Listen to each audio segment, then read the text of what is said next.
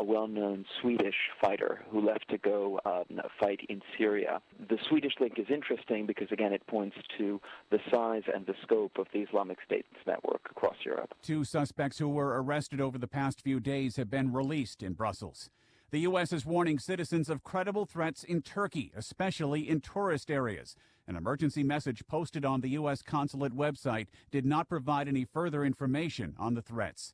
Philippine military officials say at least 18 soldiers have been killed in fierce fighting with Muslim militants in the south. 3 military officials told the AP at least 52 other soldiers were wounded in clashes with the Abu Sayyaf militants. Campaigning in New York, Democratic presidential candidate Bernie Sanders says he wants to expand Social Security benefits, and Hillary Clinton hasn't made that commitment. Secretary Clinton really has avoided this issue. She's talked about it in generality. Can you hear me? I would challenge her right today. Yes, Are you prepared to lift the cap on taxable income? For the Republicans, Ted Cruz locked up the support of 21 delegates in Colorado, and that number may grow today. Slates loyal to Cruz won every assembly in the state's 7 congressional districts, which began a week ago and wrapped up yesterday. There you are. Hello. There you go. Hello. That's Johnny. He's here. Oh, excellent. Because I'm going to be playing the part of Johnny Million, and he's going to be playing the part of trying to calm me down this time. Nice. Yeah, we're role reversing. Next week, Denny's going to be here. Oh, okay. Instead of you, or you're correct? Gonna, yeah, instead of me. I got you. Okay. Instead of you're not just going to have him there and in a headlock and go, "This is how it's done." No, I miss him. Yeah. Even though I see him the rest of the week. Right. He's always working. That's right. That's good though. That's what he's been shooting for. Let's see. That's on Crooks and Layers.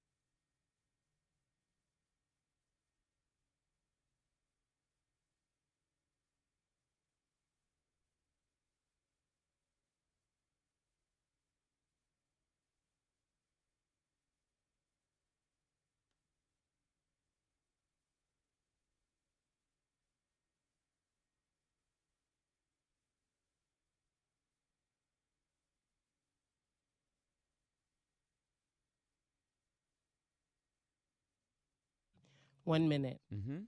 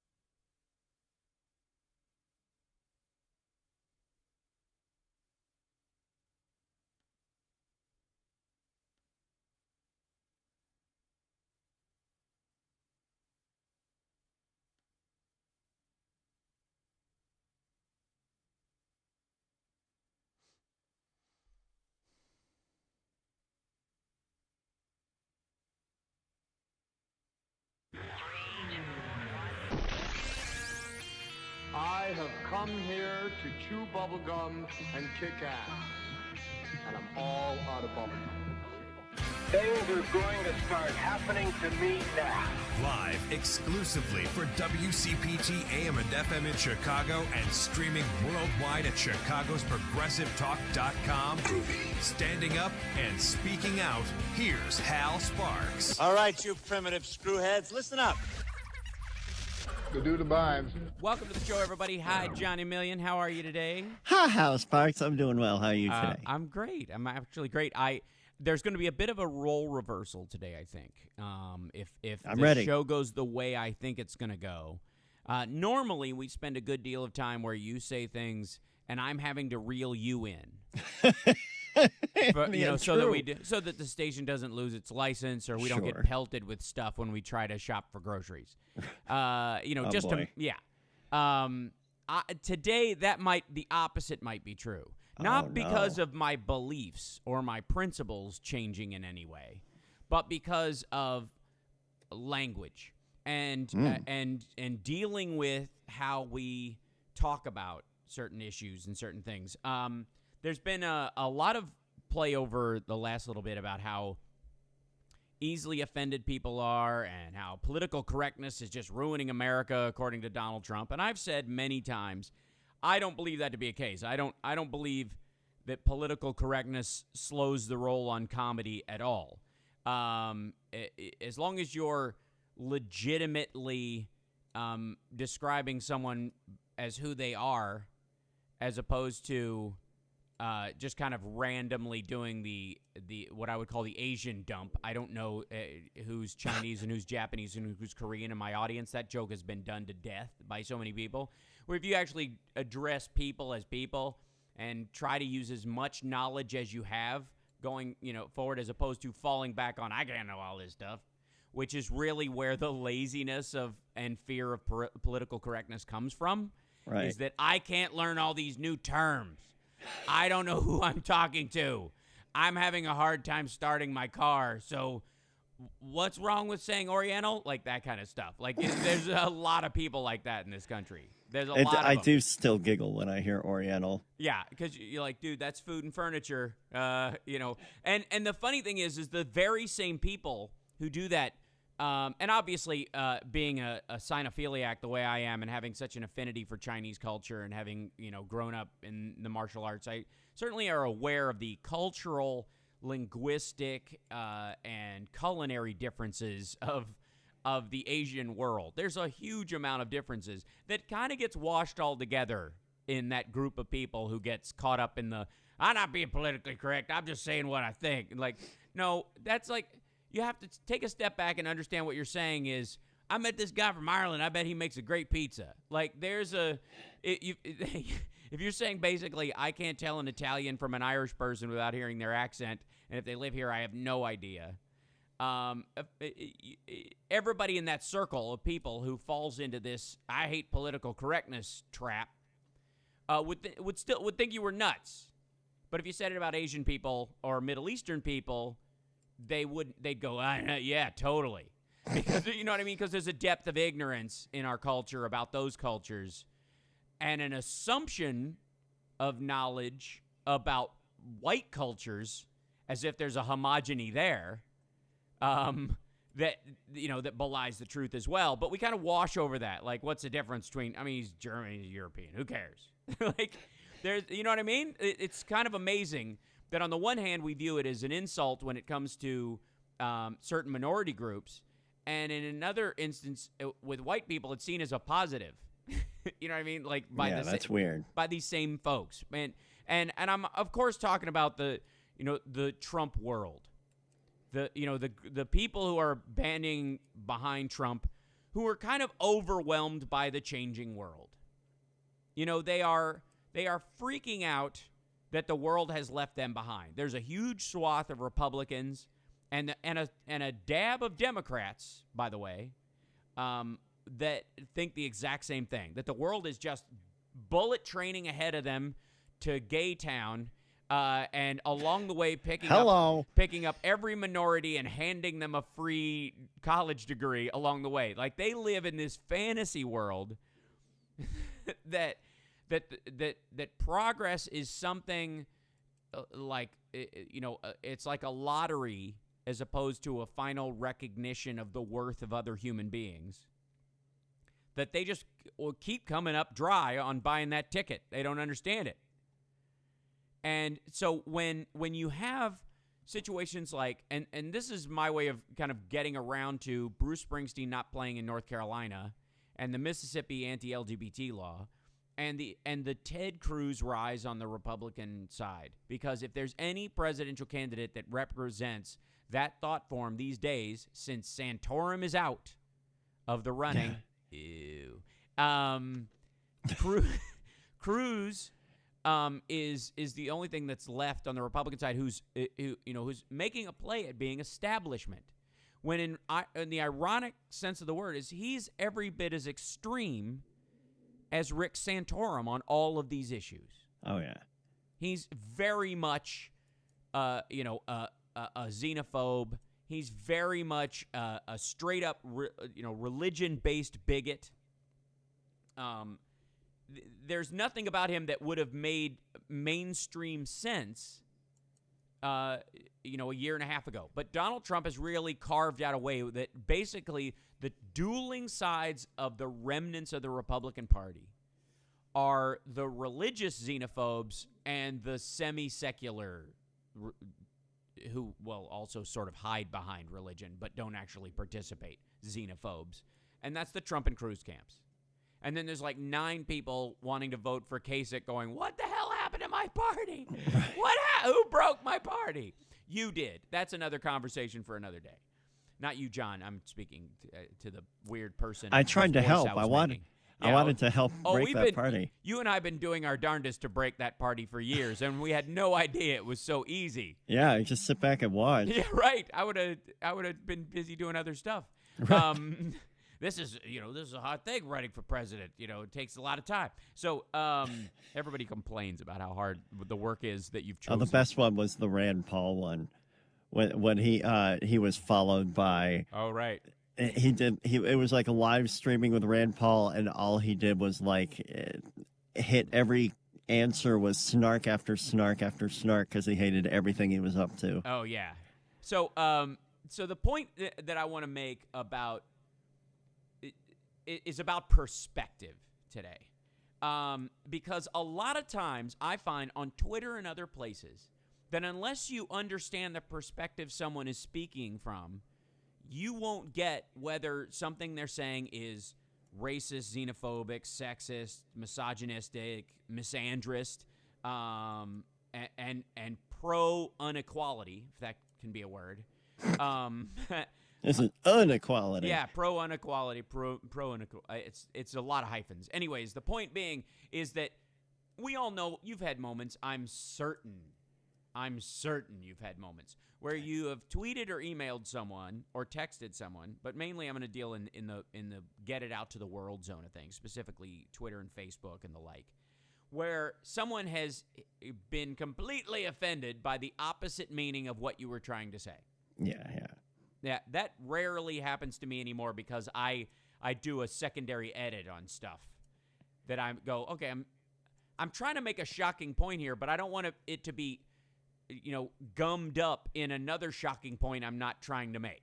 So and it's harder for you because everyone's looking much more closely at what you're going to say. Yeah, so I actually, I've been, I love Bernie, but I'm supporting Hillary in this as a personal voter. I'm open to both of them as far as speaking the truth on the show, but I'm very open about that. And I tweeted something yesterday, and we're going to get to where this leads the Republican Party. I tweeted something yesterday. Do you know the white noise story where Hillary played white noise outside an event where she was speaking to supporters? No. Okay. So Hillary was having a private campaign fundraiser and a private, but it was outside. So to keep reporters from hearing what she was talking about, they played a white noise machine and pointed it across the street.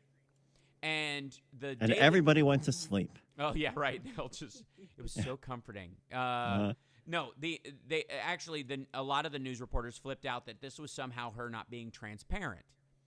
And I tweeted something to the basically that that I happen to think the HRC white noise was a brilliant play. Having your election strategy broadcast isn't transparency; it's forced nudity. That you have to tell everybody your plan. Just because you want to stand outside and say it doesn't mean you're ready to give a press conference on it, and doesn't mean you're up to something nefarious. You've got a strategy to fight Donald Trump. You've got a strategy to fight to get the nomination. And you don't want that strategy told to anybody but your supporters right now, because they're the ones helping you get there, right? Right. So perhaps for a second, that's what's going on. This was not one of her speeches at Goldman Sachs where they played white noise at everyone in the room who might have had a phone. But anyways, I actually got some pushback from some Hill supporters just going, hey, that's not fair. And I'm like, reread what I said. That was for her. That was a pro. I'm understanding where she is coming from. Right. Well, as bad as our side is on it, on the Republican side, that goes to policy depth when they're speaking amongst themselves. And I'll tell you how, and it deals with the Mississippi and North Carolina laws right after we come back. It's the Hal Sparks Radio program, Mega Worldwide on WCPT Radio. We're streaming on YouTube at youtube.com/c/Hal Sparks channel. Yeah, there's a bunch of stuff in there. I wish there was an easier way to get to it, but there isn't. The link is on my Twitter feed. You can follow me there at Hal Sparks. You can follow Johnny Million if you want to tell him to tell me to slow down. We'll be back.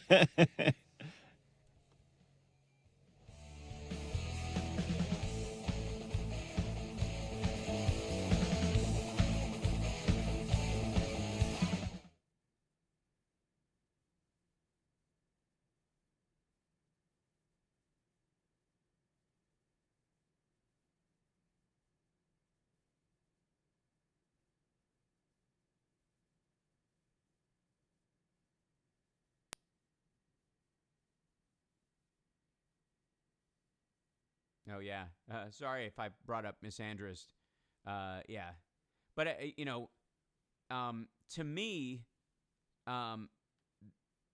you can't discuss racism, sexism, all those elements if you truly want to be for equality without dealing with both at the same time.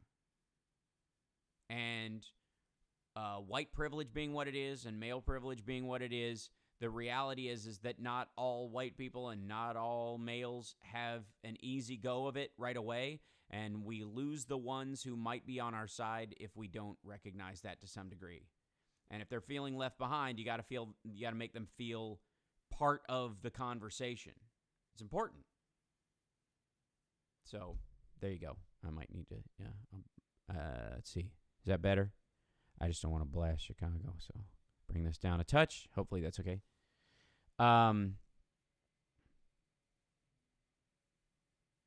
Yeah, the white noise tactic makes total sense to me.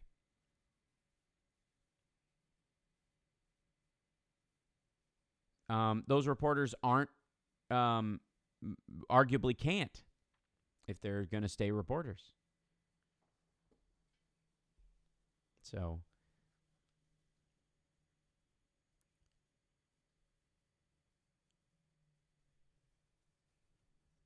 30 seconds. Mm-hmm.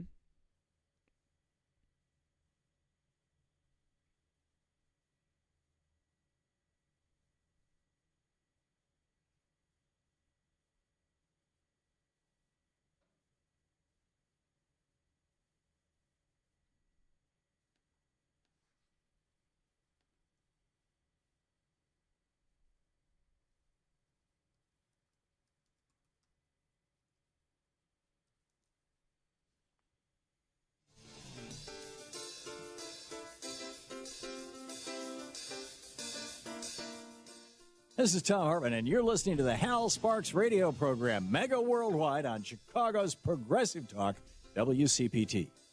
Welcome back to the show. So, you've heard about this, Johnny, where Bruce Springsteen has canceled his show in North Carolina over the anti-transgender, anti-LGBT law they just passed, I hadn't heard that he canceled it, but it sure doesn't surprise me. No, absolutely. So this is from CNN. The legendary musician announced Friday his upcoming show in Greensboro, North Carolina, has been canceled in solidarity with those protesting this particular law. The newly enacted law requires individuals to use bathrooms that correspond to the gender on their birth certificate and has drawn fierce criticism for excluding legal protections from gay and transgender people. To my mind, it's an attempt by people who cannot stand the progress our country has made in recognizing the human rights of all our citizens to overturn that progress, Springsteen said in a statement. Totally awesome. That's my interjection. He didn't throw in a word. Totally awesome. Taking this into account, I feel that wouldn't it be funny if we just randomly totally awesome. Yeah, this is what Donald Trump translating. Taking all this into account, I feel that it's time for me and my band to show solidarity for those freedom fighters. As a result, with deepest apologies to our dedicated fans in Greensboro, we have canceled our show scheduled for Sunday, April 10th. Some things are more important than a rock show, and this fight against prejudice and bigotry, which is happening as I write, is one of them. And a lot of people came forward to support him. I certainly do. I think that's that you got to do it. I have also applaud a lot of the businesses that have threatened to pull out of that had threatened to pull out of Georgia until they vetoed that law. Unless they veto that law. The same thing with North Carolina and Mississippi. Like, you're gonna lose business, especially if it's entertainment. Because quite frankly, I don't know if you're gonna find anybody who is. I mean, and there are those. Trust me. That exist, but I don't think you're going to find anybody who has the ability to be, especially who tours in any way, or brings a production to shoot a film or a television show to some state in this country that isn't going to have members of the LGBT community with them in some form or fashion, either as performers or as crew or as producers or writers or creators. Bodyguards. Sure, absolutely. And security people, absolutely. Although those are usually hired from the locals, curiously enough. That's a difficulty we'll unpack from a celebrity standpoint one day in the future. My perspective. There you go. But the point is that you're not going to be able to, that entertainment is not going to be able to do a lot of business in these states because nobody's going to bring 15 people with them and go, oh, by the way, two of you ladies, you guys can't. This hotel we're all staying in has a sign. Like, that's such 1940s nonsense that you just aren't going to do it. And then and we're worried about production going to Vancouver or Toronto again, for example. That being said, okay, the root of all this law, and I want to hear from our callers if they agree with me on this, is that I have no doubt that the marriage laws are based on a form of homophobia, although I do believe that phrase lets people off the hook. I don't think it's fear. I think it's hate. I think not everybody who hates gay people is afraid of them. You know what I mean? I think that making it a phobia, which makes it sort of sound like a condition that's treatable as opposed to a choice of hate, lets them off the hook. I don't agree with the term homophobia. I think it's too light a sentence for a lot of people. I actually am hobophobic. You hobos scare you? They scare the dickens out of me, and it's not something I'm proud of. It's the sack on the stick, isn't it? What? I think it's the smudges on the face. It might be. And the can of sardines. And harmonicas. I can't stand harmonicas. It's always been so. That's why I had to call David Coverdale when he was remaking "Here I Go Again" and change it to Drifter. Like a hobo, I was born right. to walk. That's so crazy. It is. That was him trying to be American and colloquial. Never mind. Anyways, point being is that here's the big reveal. This is the part where you might have to draw me back, and I have evidence for this, and I'll lead up to this. I think that the anti-transgender laws being pushed in places like Texas and Mississippi and North Carolina and basically all the southern states, all the theocracy states, don't have a lot to do with homophobia, don't have a lot to do with transphobia. There may be some of it. There may be some of the, like, that person's weirding me out kind of phobia. The way you feel, if the way you can watch people in a situation where somebody comedically shows up in drag, there, just as a fun thing, like a Halloween party. Go to a Halloween party in Lexington, Kentucky, and one person will show up in drag, and everybody will be, that's great. You look terrific, great costume, what have you.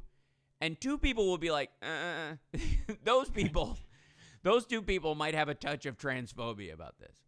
But there aren't enough of those people who are fearful of transgender people to create these laws. And I think there's an element of heterophobia, lycanthrophobia, fear of the male sex. And I'll explain. So remember when all this came up in, I think it was like February of last year, Mike Huckabee's talking at this Christian media convention from the National Religious Broadcasters. And he says that the laws are starting to make some ground.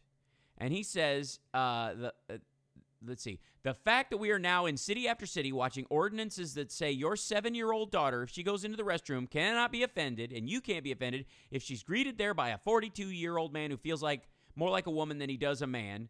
Now, here it is. This is the part that's telling to me. Now, I wish somebody had told me that when I was in high school, Huckabee continued, that I could have felt like a woman when it came time to take showers in PE.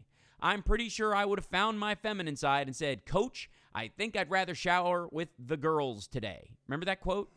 Okay. No. That's That's it's gross is what it is. It's like, and first of all, this is one of the big Christian candidates. This is one of the guys who's running is, I'm more Jesus-y than you could ever be, and I'll run this place like Jesus Camp Huckabee. I literally, his name is so aw shucks. It's hard to say it without a piece of straw hanging out of your mouth. Huckabee. Like, his name is only properly pronounced when done so by a Disney voiceover artist from the 50s.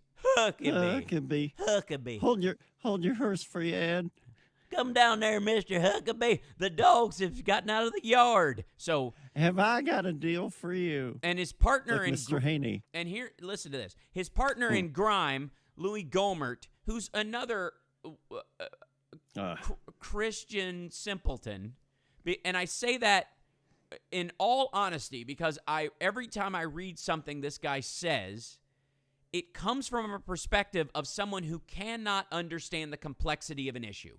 He is completely devoid of the ability to look at anything from a side angle or get perpendicular on an issue at all. Everything he looks is head on.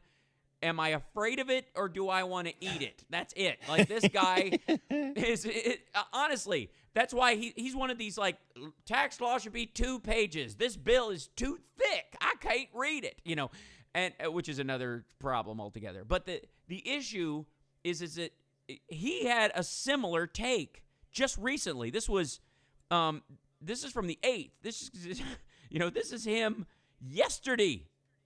Louis Gohmert is standing tall for North Carolina's bathroom regulation bill, which essentially requires people to show their birth certificates with their original gender before entering a bathroom, and if they transgress, it's a crime.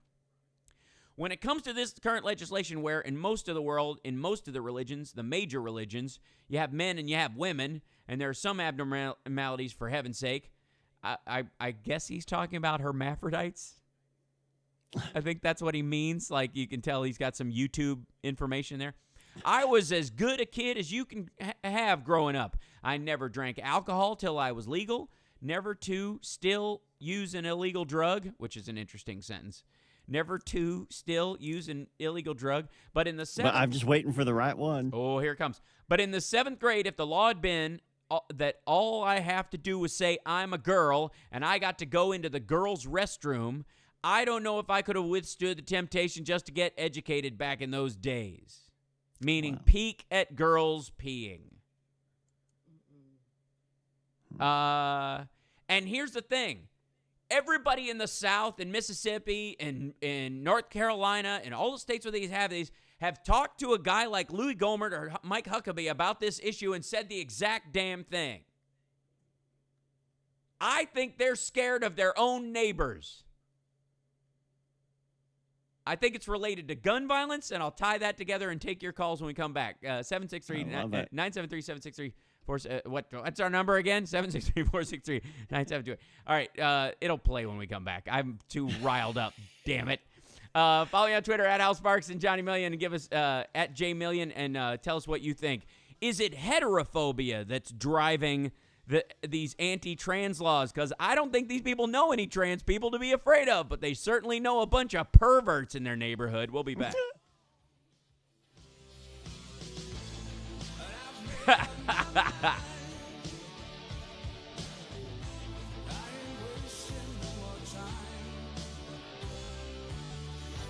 just another heart in need of rescue.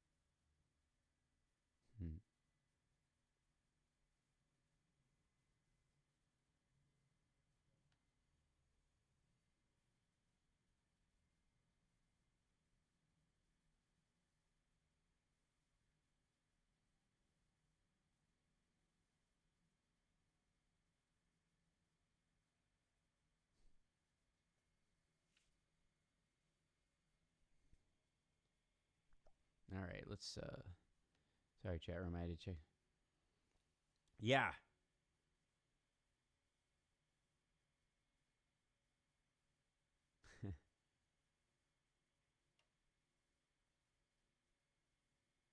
Yeah, Carrie, I just don't buy the phobia aspect. It just seems like too light a sentence.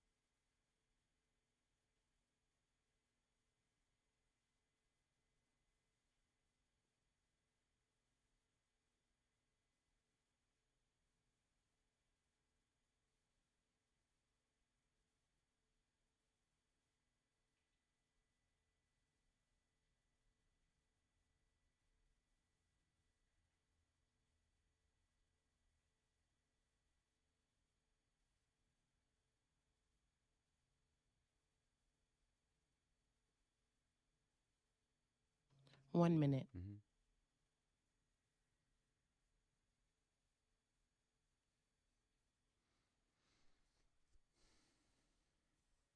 Oh, yeah, we'll talk about Hastert. Yeah, you can see where I'm breaking this down.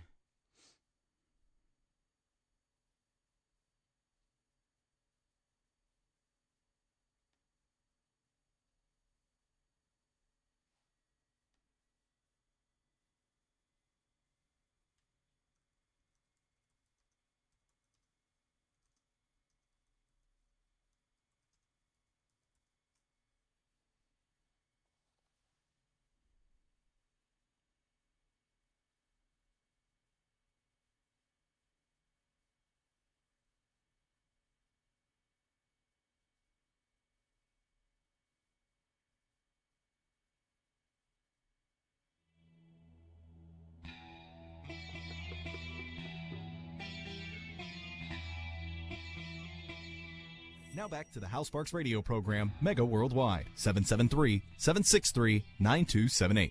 Now, I obviously have a lot of issues with businesses that won't do business with people in the LGBT community of any sort. If you want to do that, run a completely religious business based on your own version of Old Testament, Sharia, or some other hyper-Orthodox law. Only sell to your own kind, within a church or temple or a religious site of your own making. It's super simple. Yeah, because otherwise everything else should offend you as well. Exactly. Unless you're going to put up like the Mississippi governor, just like the Indiana governor, had to admit that he would have to put up the people could legally put up a sign that said no gays or we do not serve gay people here, which legalizes their ability to put up a sign that says no Jews either, because they could, because they think Jews killed Christ. So that would be a religious as opposed to a racial objection and would skirt around the anti-discrimination laws. And I'm sorry. Do you remember Sarah Silverman's whole routine about the Jews killing Christ? No, but... The vibe of it is, you're welcome. Because you wouldn't have a religion without it. Exactly. Because that's the funny thing. It's it always amazes me when people say, how can a Christian be pro-death penalty? And, and I'm like, well, without the death penalty, they wouldn't have a religion. You have to, the whole prophecy had to be, somebody had to die for the prophecy to be fulfilled. And essentially it was a ratcheting up of sacrifices to meet the sins, the perceived sins of the tribe. Initially, you would just slaughter a lamb. Then you had to slaughter the whole goat. Then you had to give the best parts. Then, like, we've sinned so much, we're going to have to do a person next time. Abraham's son won't be enough. Like, sacrificing your kid, which was a fairly common practice, wouldn't be enough. You'd have to give God's kid. Like, that was just the natural ratcheting up, the insane, illogical conclusion you would come to if your religion believes in any kind of blood sacrifice. So, anyways. That in and of itself, that's a whole other show. So Louis Gohmert says this yesterday. Says that if he knew in 7th grade that all he had to say was, I'm a girl, and he could go into the girls' restroom, I don't know if I could have withstood the temptation just to get educated back in those days. These people are not afraid of trans people. They think they're icky. They think they're probably mentally ill. They think they are laughable, perhaps. But they're not afraid of them. Mentally ill. That's honestly so ridiculous. I know. I think the Louis Gohmerts of the world and the Mike Huckabees in the world and the Joel Osteen crowd don't look at transgender people and go, "Yipes!"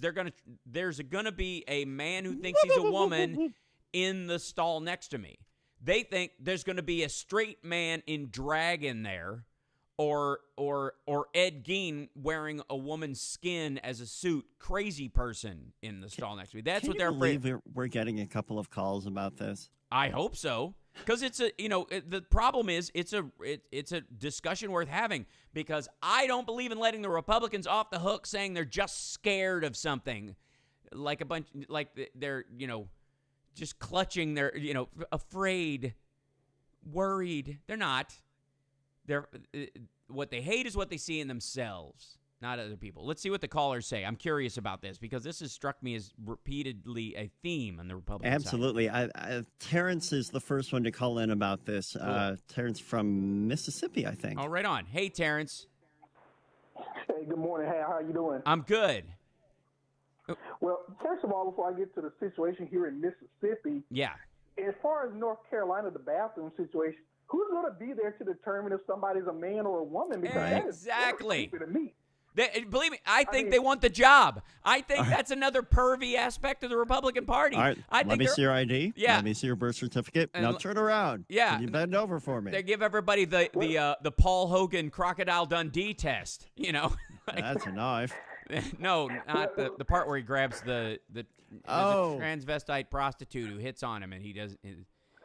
Never mind. Anyways, go ahead. You have to watch the movie again. It's a lovely period piece of what America used to be like. All right, so go ahead. Sorry. Yeah, because actually this kind of reminds me of a time I went to a club in Nashville and they had bathroom attendants in there. Maybe Carl in Nashville is listening. He probably knows the club I'm talking about. So maybe that's going to be their new role. They pass out the issue, your shaving. Finally, they finally will have something to do. Earn their keep, right? They'll have to be. I don't want your certified that have been hovering around this stuff all day. That cologne is awful. I can grab my own towel. All the articles of seeing what flies up in the air when you flush a toilet without shutting the lid in a bathroom with no lids on the toilet. I'm gonna get some of that gum. Right? And I get a Yeah. But sir, if here's $20, please tell me what gender that person Please get another should be. job. Bless you. Escape. Here's the thing. The odd part of this is that they are not afraid, like these men, that a woman, a person born as a woman who has transitioned into being a man because they are born internally a man and have become one now, are going to come into the bathroom. They're not afraid that a transgendered woman is going to be standing next to them in the male bathroom.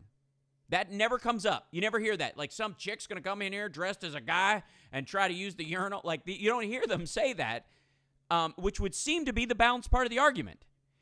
What you hear is a straight male is going to dress up like a woman and go in and spy on little girls, specifically pubescent girls. If you go the Gomert, or Huckabee angle, which is high school and middle school, which is where, by the way, these guys are psychosexually locked.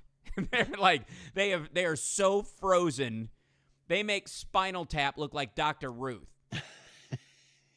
Psychosexually locked.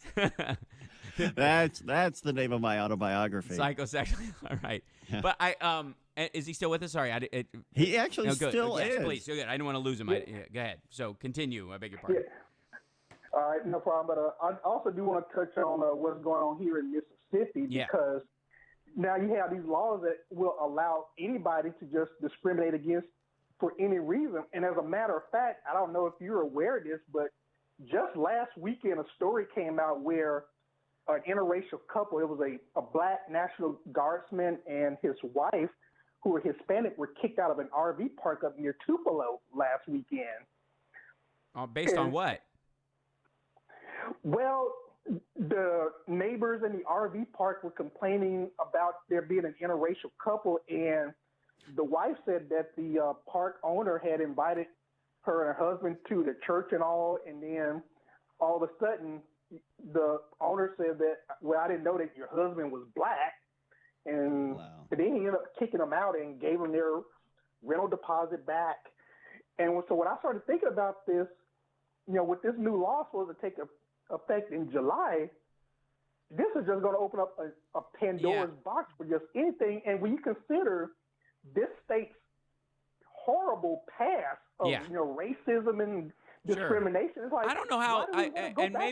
Maybe I'm, the deep reads of this law escape me, but I don't know how you can justify racist reflexes, except, by the way, against Middle Eastern Muslims and Jews, and perhaps Korean Christians, if that's somehow they're Lutherans and you're a Methodist. I suppose you could argue it's a good way to get around your racist reflexes by getting rid of them based on the religious idea. And I don't think they can insist that if you stay at this RV park, you have to go to their church. So I think that these people have a case. I think the unfortunate part is that you're not going to make a lot of money suing an RV park. Because it's not like exactly one of the deep pocket industries of the United States. This is not Monsanto, if you get what I'm saying. But so I think they have a case, even if they just win for $1 to make the point, so that they can't do that ever again. I think that's worth doing. I'm sure that but if they try to do it based on religious claims, again, that is not legal still by national discrimination standards, and I think it's unconstitutional insofar as my belief systems, and I'm sure the White House and the current Supreme Court believes the same way. So I'm curious to see how that would shake down if it got bounced. Even the local courts would have a hard time not ruling in favor of that couple.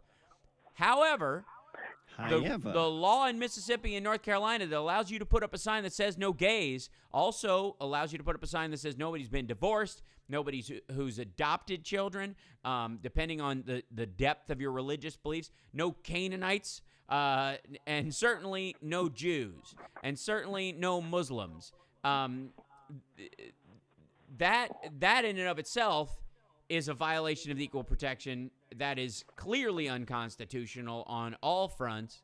And right now, the only reason they get away with it in terms of gay people specifically, and why they can put up a sign that says no gays, is because they act as though it's a choice, and they're operating as a behavior. This is a sinful behavior. It's the same as if I don't want alcohol in my establishment. And the law does not back them up on that assertion. I appreciate the call. We're up against a break. We'll take another call after we get back.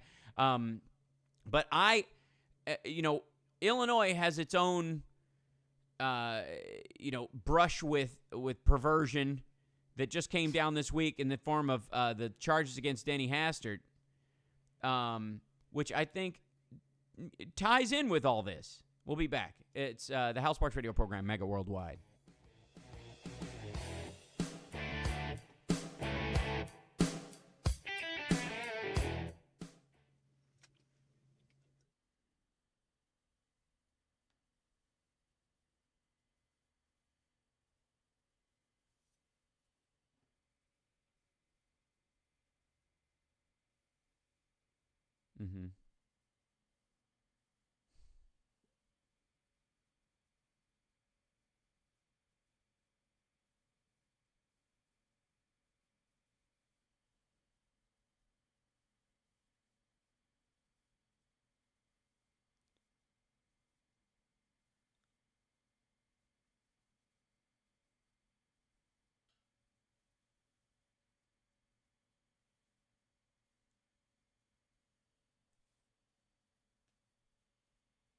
Mm-hmm.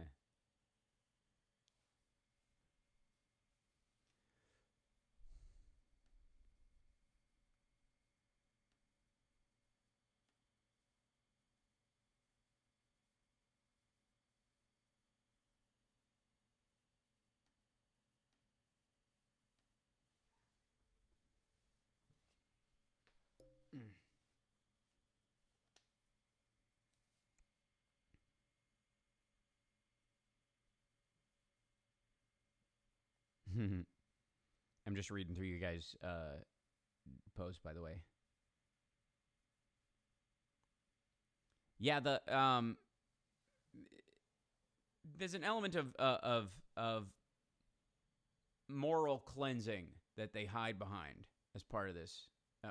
This concept is that things were better when we shamed people for their loose behavior. Especially since we could change what the definition of loose behavior was based on who we wanted to persecute at the time. Yeah. 30 seconds.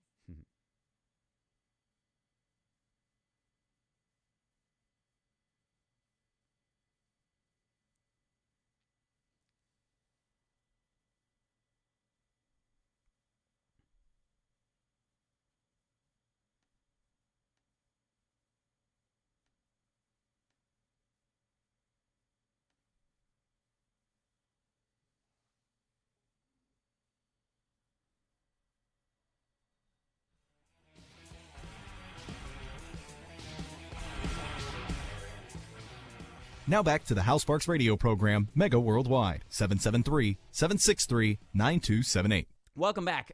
We have another caller on the line. I think they're... Oh, yeah. Johnny, who do we have? On line 6, we've got Matt from Chicago. Excellent. Hey, Matt. Welcome.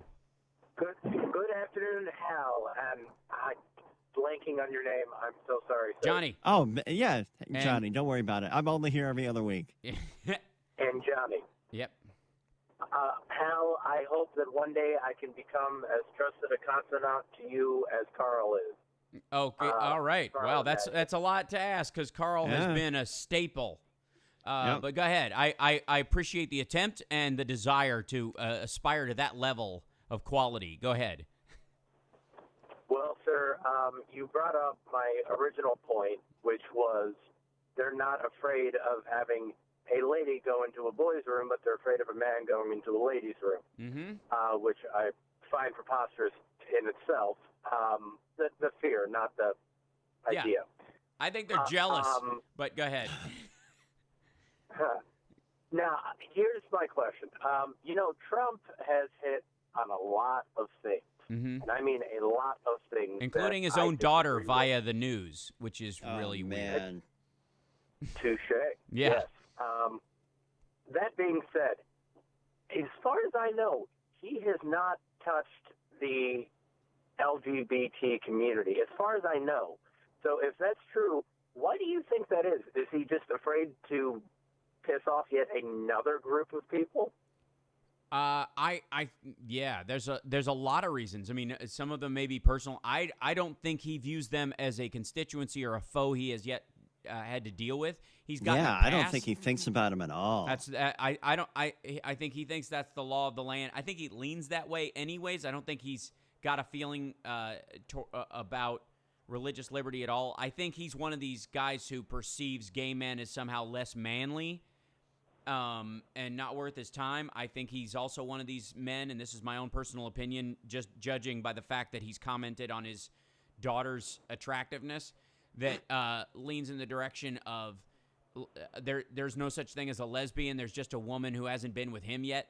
You know, that kind of sexual attitude in humanity. So I don't think he considers it a valid concern. I also think he'd much rather, it doesn't sound macho to talk about it. And so I think he sticks to the areas where he can sound businesslike and macho. These are the two areas where he jibber jabbers the most. And it's not policy. It's just a layer of nonsense on nonsense. The other reason might be that, quite frankly, he has huge investors in his buildings who are gay. He has, business dealings all over the world. Some of them without gay human beings who he has no problem with. Some of them with, the occasional closeted Saudi prince, for example, that might make business a little difficult. That's going to be my wrestling character. A closeted Saudi prince. Oh, I would pay to see you in a tag team match. Absolutely, and I just want to see what the outfit is. But it writes itself, the whole thing. Right? They bring a door. They bring a door into the ring like a folding chair. It would be a cross between an Iron Sheik and any other wrestler. Any other wrestler, quite frankly, in gold shorts. Let me ask you. Sorry, I didn't mean to interrupt. No, go ahead. You're saying he has investors that are closeted, which is 99.9% probable. He's probably got investors that are also Muslim, though, and Hispanic. Yeah, right. So my question is, he's not afraid. And please understand, I am the least favorite. Yeah. Donald Trump is my least favorite person on the planet next to Ted Cruz. But if he's irritated so many of those investors, why? He's just going to leave them alone? I mean, I'm happy that he's leaving them alone. Well, here's the thing. Kasich has actually openly been, he said he would go to a gay marriage. He doesn't have a problem with it. He's much more, libertarian about this issue than anybody else that was up on that stage. He actively chose to say it. Donald dodged it, meaning that I think what happens is if he starts talking about it, he comes across as a creepy, jockish thug around this issue. And I just think he doesn't need it to win, so he's just stepping aside. And again, he would not be able to avoid making a crack at some point when it came up. Yeah. I don't really understand it. I'm a big macho dude. I wouldn't even know what that's like. And he would start going to crappy homophobic stand-up bits, to coin a phrase, homophobic stand-up bits that he's heard since the 80s about, who looks at a guy, and wants the guy, Meanwhile, he's completely disgusting, and I don't understand how his wife puts up with it. At least try. Do something. Try. Poor woman. Anyways. His wife puts up with it because she's going to inherit like $1 gazillion. Yeah. Not if you've heard all the prenup talk. I mean, I guess she has to stay till the very end, and he can kind of, I don't see his end taking all that long. Really? Yeah, because he's just kind of ill health and kind of orangey. He's looking a little peaked. He's ill health, orangey, and easy to catch. I think angry mobs will be able to sniff him out. Oh, I think it'll be like the end of the Hunger Games series when Snow isn't executed. See, I don't think people care that much. No. I think Cruz could garner that amount of dangerous hate over the course of a candidacy and a presidency. I think. Thank you for understanding my reference, by the way. I lost somebody else on that. No, I'm with you. But I think Trump would not ever have that, that level of but they would start mocking him before they started hating him that virulently. I don't know. Every reasonable woman I know wants to simply disembowel him with their bare hands. I don't know that would be what I would constitute as a reasonable woman. I understand being upset. He brings that out in them. Sure. I get where you would feel that way, but I wouldn't say that's a reasonable response. I think it's a political arena. Someone's saying something stupid. I'll talk to my wife about that and say, honey, Hal doesn't think you're reasonable anymore. We're back to me dialing you back. That's not how this is supposed to go. You're in charge of making me you got to make me feel more reasonable because okay. In all honesty, I think the Republican Party has degraded into exactly what they're afraid of. Closeted homosexuals lurking about around taking advantage of people, and Class A heterosexual perverts and child molesters using institutions aimed at helping women and children on the edge as a farm for victims. And the people around them that are too blind to notice that's what's happening. Is this what I'm supposed to hold you back from saying? Because I'm with you. Don't. Sorry. That's all right. Caller, do you disagree? I mean, I have. No, I do not disagree in the slightest, and I guarantee you, there are definitely closeted Republican politicians. Oh, self-hating, who are afraid to come out, and that's why they say the things they do. Which doesn't excuse it, but it does make you feel slightly sorry for them. Yes, I do. And especially the older they are. No question. The older they are, the more. Is there anything sadder than an old queen who's been closeted in a Republican who's been running closeted as a young Saudi prince, right, for his whole life? But the reality is, you guys are forced to wrestle. Let him finish. He was complimenting you, Johnny. He was. I think he was complimenting you. Matt. Yeah.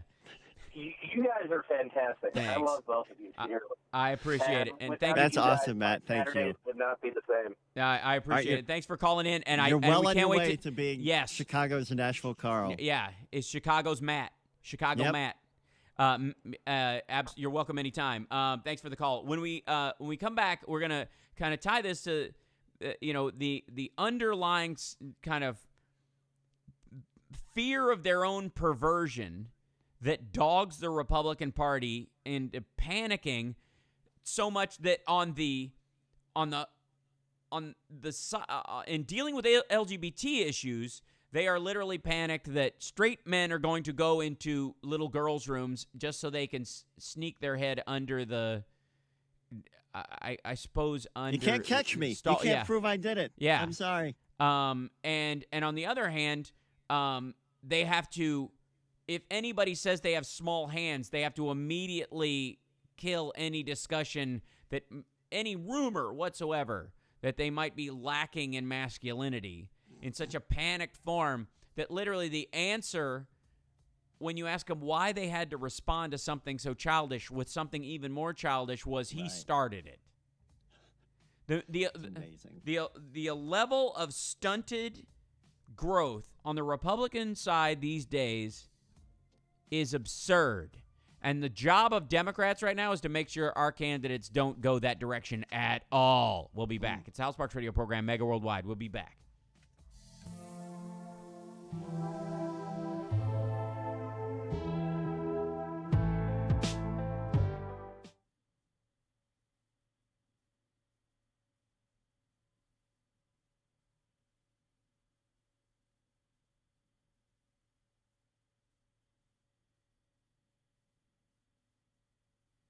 Carrie and Anne, as someone who receives unwanted pictures of penises all the time, I'm in agreement with you that is not something I want or need to see. It's grotesque.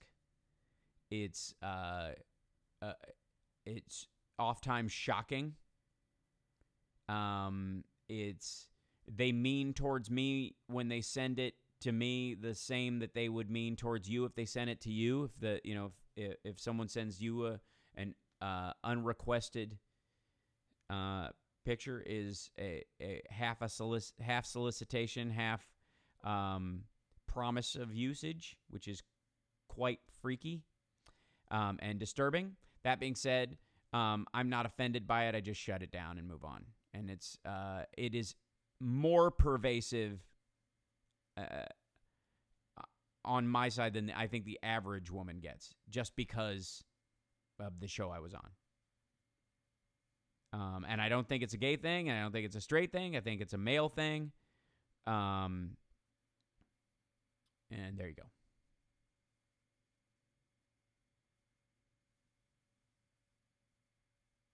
Yeah, if you've been engaged with those genitals before, then it is totally within your right to send them all the time. Even when you're broken up and you're trying to get back together. If it doesn't work, they've got the right to go, do you see what this jerk is doing? Yeah, ick pics is a great way to put it.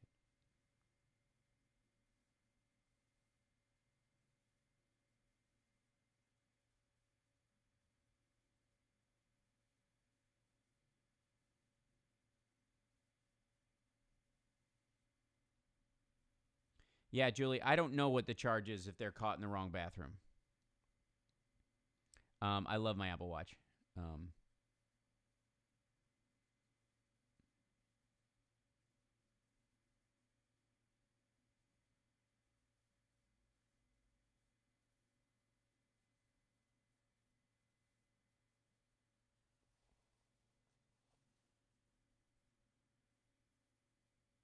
I think they want them, more than likely they want them charged with a sex crime and registered.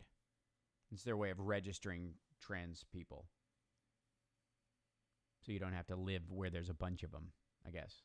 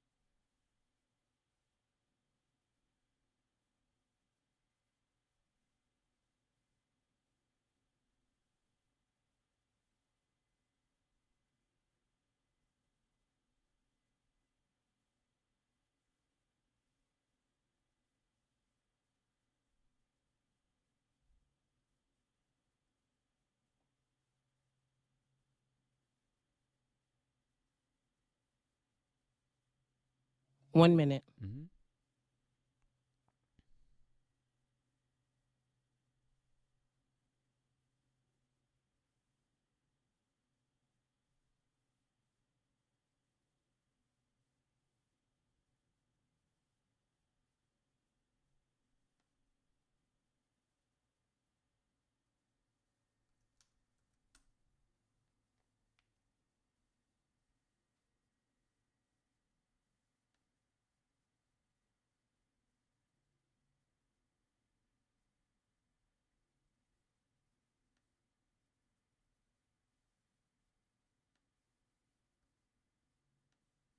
You're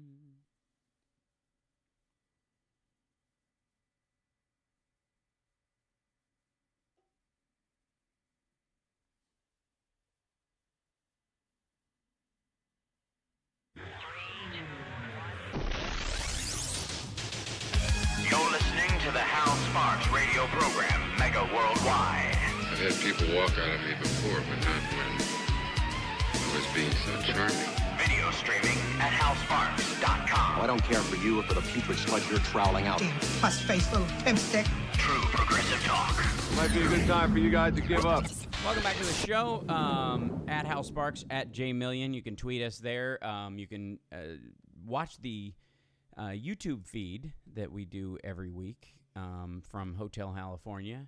Or you will not see me at all. That's right. You're just a ghostly vision. I do have a stuffed animal version of you that I have sitting next to me at all times, or whatever. It's more of a pin cushion. Depends on how you act. And of course, Lady B is our voice in the sky, and I think helping us with callers today. So be nice and be kind. You know who's helping us with callers today? Oh, who? It's old school Carrie. Carrie's with us. Right on. She's with us. Yay! Oh, yay. She's doing her dance. Yay! Hi, Carrie. Thanks. Okay, yeah. So everybody be nice to Carrie, and then Lady B can just focus on all the technical difficulties that show up when I happen to do radio. Okay, so that are not her fault, for the record. They are all this direction.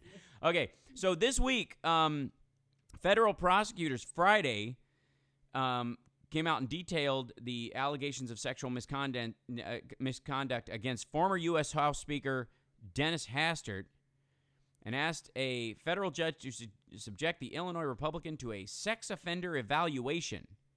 Now, Really? They need to think about that? Well, here's the thing. Before someone's found guilty of it,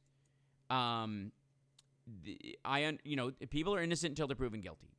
No matter how egregious and grotesque the case is, no matter how outwardly obvious it may be, that's how our legal system works. Mm-hmm. And in the content of doing this, part of building their case is it's not entirely untoward for a prosecutor or someone to say, we need a psych eval of this person to see if they're competent to stand trial.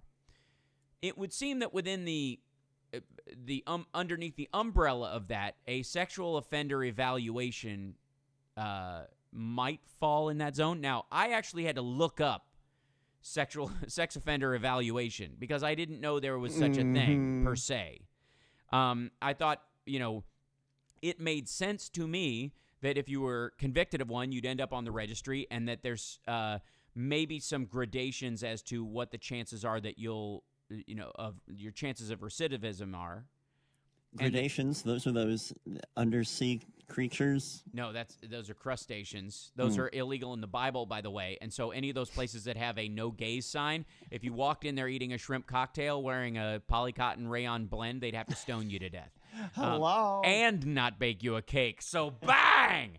All right.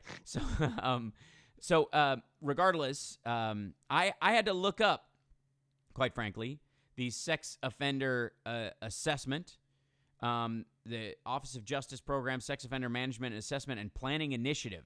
This has become a side industry of the Justice Department of sentencing, monitoring, apprehending, registering, and tracking sex offenders. This is what we do. Yeah. And there are several different ways that they go about this.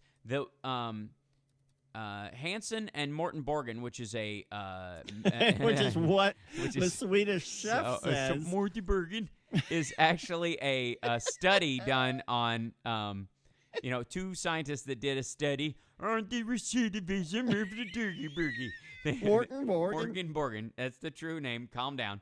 Morton was a completely non-Swedish chef sounding name until it became hyphenated with Borgen, and then now you're done. And it's not Henson and Morton Borgen, just for the record. Jim Henson and Bertie Bergen. I'm doing that thing when you overheat when you're laughing too hard. Right. The headphones are not helping. Oh, oh my okay. word. You getting all flush? Right. Hanson and Morton Borgen. I'm just going to make it worse. And by the way, this Hanson person gets around because they're halfway through all these other studies. They have these different ways. It's found that for assessing the likelihood of sexual recidivism, the best support instruments were these 5. The Static 99, which is Hansen and Thornton 2000. Static 2002, which they did in 2010. I don't know why they named it that, or there were that many revamps between 99 and the 2002 and in those 9 It's like years. those just confusing version names with the decimals. Yeah, the That's how they did it. MNSOST-R, which is Epperson et al., which means his entire team. In 2000, Risk Matrix, 2000, Sex. They just had to throw that word on there just to see if anybody's eyebrows went up. Ah, we got one. Hey! We're going to use the Risk Matrix 2000 Sex. Put them on the list. Okay. And the SVR-20, specifically using the mechanical approach of adding up the item scores, meaning that that's the one that they look at all the other ones and kind of make a correlate. For the assessing of likelihood of violent, including sexual recidivism, they used the Violence Risk Appraisal Guide, the Sex Offender Risk Appraisal Guide, the Risk Matrix 2000, the Static Index of Recidivism, the Level of Service Inventory Revised, and its variants. To be clear, they created these guides themselves. Yes, Hansen and Morty Bergen. No, a bunch of they've been created at different universities and through different scientific studies to find a way, if there's a way to, risk assessment after the fact. If somebody, if we let this person out, what's the chances they're going to do this again? Yeah. Completely valid. And I think the reason there's gradations in these studies is mixed in with people who have molested children and have raped partners and strangers over the years, have been boyfriend and girlfriend and boyfriend who are a year apart but cross the 18-year line when they've been dating, and so they've had to make these alternate laws and what have you, that kind of thing. So what I'm saying is the depth of this study is not surprising. The depth of them going into whether or not this person is an ongoing threat versus this is something they did in their past and they grew out of or whatever. I understand from a criminal justice standpoint the value of going through this, okay? Here's the thing. The danger of what Denny Hastert did goes even beyond the damage he did as a sexual predator. As a sexual predator, the damage he did to kids on his, allegedly, did on the wrestling team at, when he was their coach, I'm not saying they can't heal it, because I will give the victims themselves the benefit of the doubt that their strength and their dignity can arise regardless. But he made an attempt. This is a quote from the prosecutors. He made them feel alone, ashamed, guilty, and devoid of dignity. While defendant achieved great success, reaping all the benefits that went with it, these boys struggled and are all struggling now with what the defendant did to them. Hastert, 74. And I'm very close to some folks who deal with this, and it is perpetual. Yeah. No matter what you've done to remedy it, it never ever goes away. This is not a mentally ill man acting on a sexual perversion that he cannot control simply. Right. I believe there's an element of that is semi-permanent to this. The papers would say yes. The studies would all say that that sexual predators, the recidivism and the cure rate on them is incredibly toxic, incredibly frightening. Did you say what the cure rate? The cure rate, yeah, of them, of them being cured. Yes, is so low, and the recidivism is so high that statistically that it is a very, very, very difficult thing to argue that anybody like that should get out. They do all the time. That's the amazing part. These are not. It's amazing how that child rape specifically in certain states in our union is viewed as the misdemeanor of rapes. It is not, it is certainly charged as a state crime and as a felony, but the sentences become oddly lenient with, I suppose, the assumption that they're going to get killed in prison, that the prison population's own internal sense of justice will just take care of it for you. That idea has been floated for a long time, much the same way that that we assume rapists will get raped in jail, and that is a form of comeuppance. Yeah, no pun intended. There you go. But here's the thing. A federal law enforcement official has said Hastert withdrew money so that he could pay off someone he sexually molested decades ago. And after the first victim emerged, more people came forward alleging that they or their relatives were victimized by the Yorkville, Illinois high school teacher and coach. Prosecutors detailed remarkably similar stories from each of the now grown men. One who said he was a 14-year-old freshman when the abuse occurred alleged that Hastert told him to get on the table so he could loosen him up, then massage and performed a sex act on him. Another who said he was 17 years old when the abuse occurred alleged that Hastert offered him a massage to help him cut weight, then performed a sex act on him. That victim said Hastert kept a chair in direct view of the locker room shower stalls so he could watch the boys shower. Third said that Hastert brushed his genitals after wrestling practice and that it was very weird, thought he was not sure whether it was done intentionally. The man whom Hastert paid off alleged that Hastert touched him inappropriately in a motel room on a trip. The fifth victim, prosecutor said, is deceased, but his sister has alleged publicly that her brother confided in her that the first same-sex experience was with Hastert. Again, this is one of those circumstances where people take advantage. And he was their good guy. Yeah. Yeah. Everyone loves Denny Hastert. Yeah. Let's have him replace Newt Gingrich. That's right. And he's a safe choice. And by the way, let's not. They were replacing a serial cheater who was trying to bust Bill Clinton for cheating. For cheating. And the way they fixed it was putting a pedophile, a pederast. I don't even like the word pedophile because, again, that's like homophobe. Pedophile means lover of children. Loving is not the problem. This is rape, pederasty. They put a pederast in charge. The amount of sexual repression and toxic sexuality going on in the Republican Party is now a part of their platform.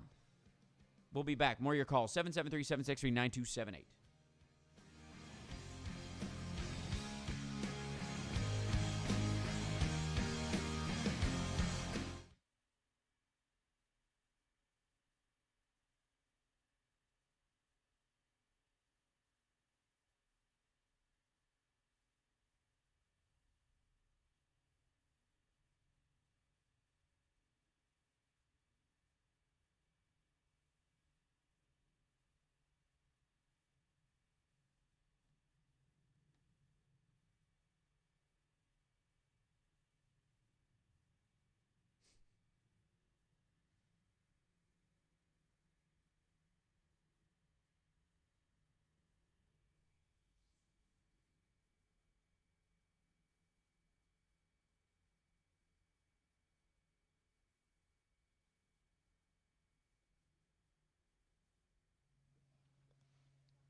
Hell, we still have like 7 callers. What?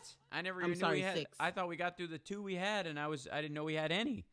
Okay, so let's get through those guys. Let's bring them up. Beg your pardon. Okay, sorry. Hey, Johnny had sent you a text. Did you get it? Oh, yeah, I just got it now. It says 7 callers. Okay.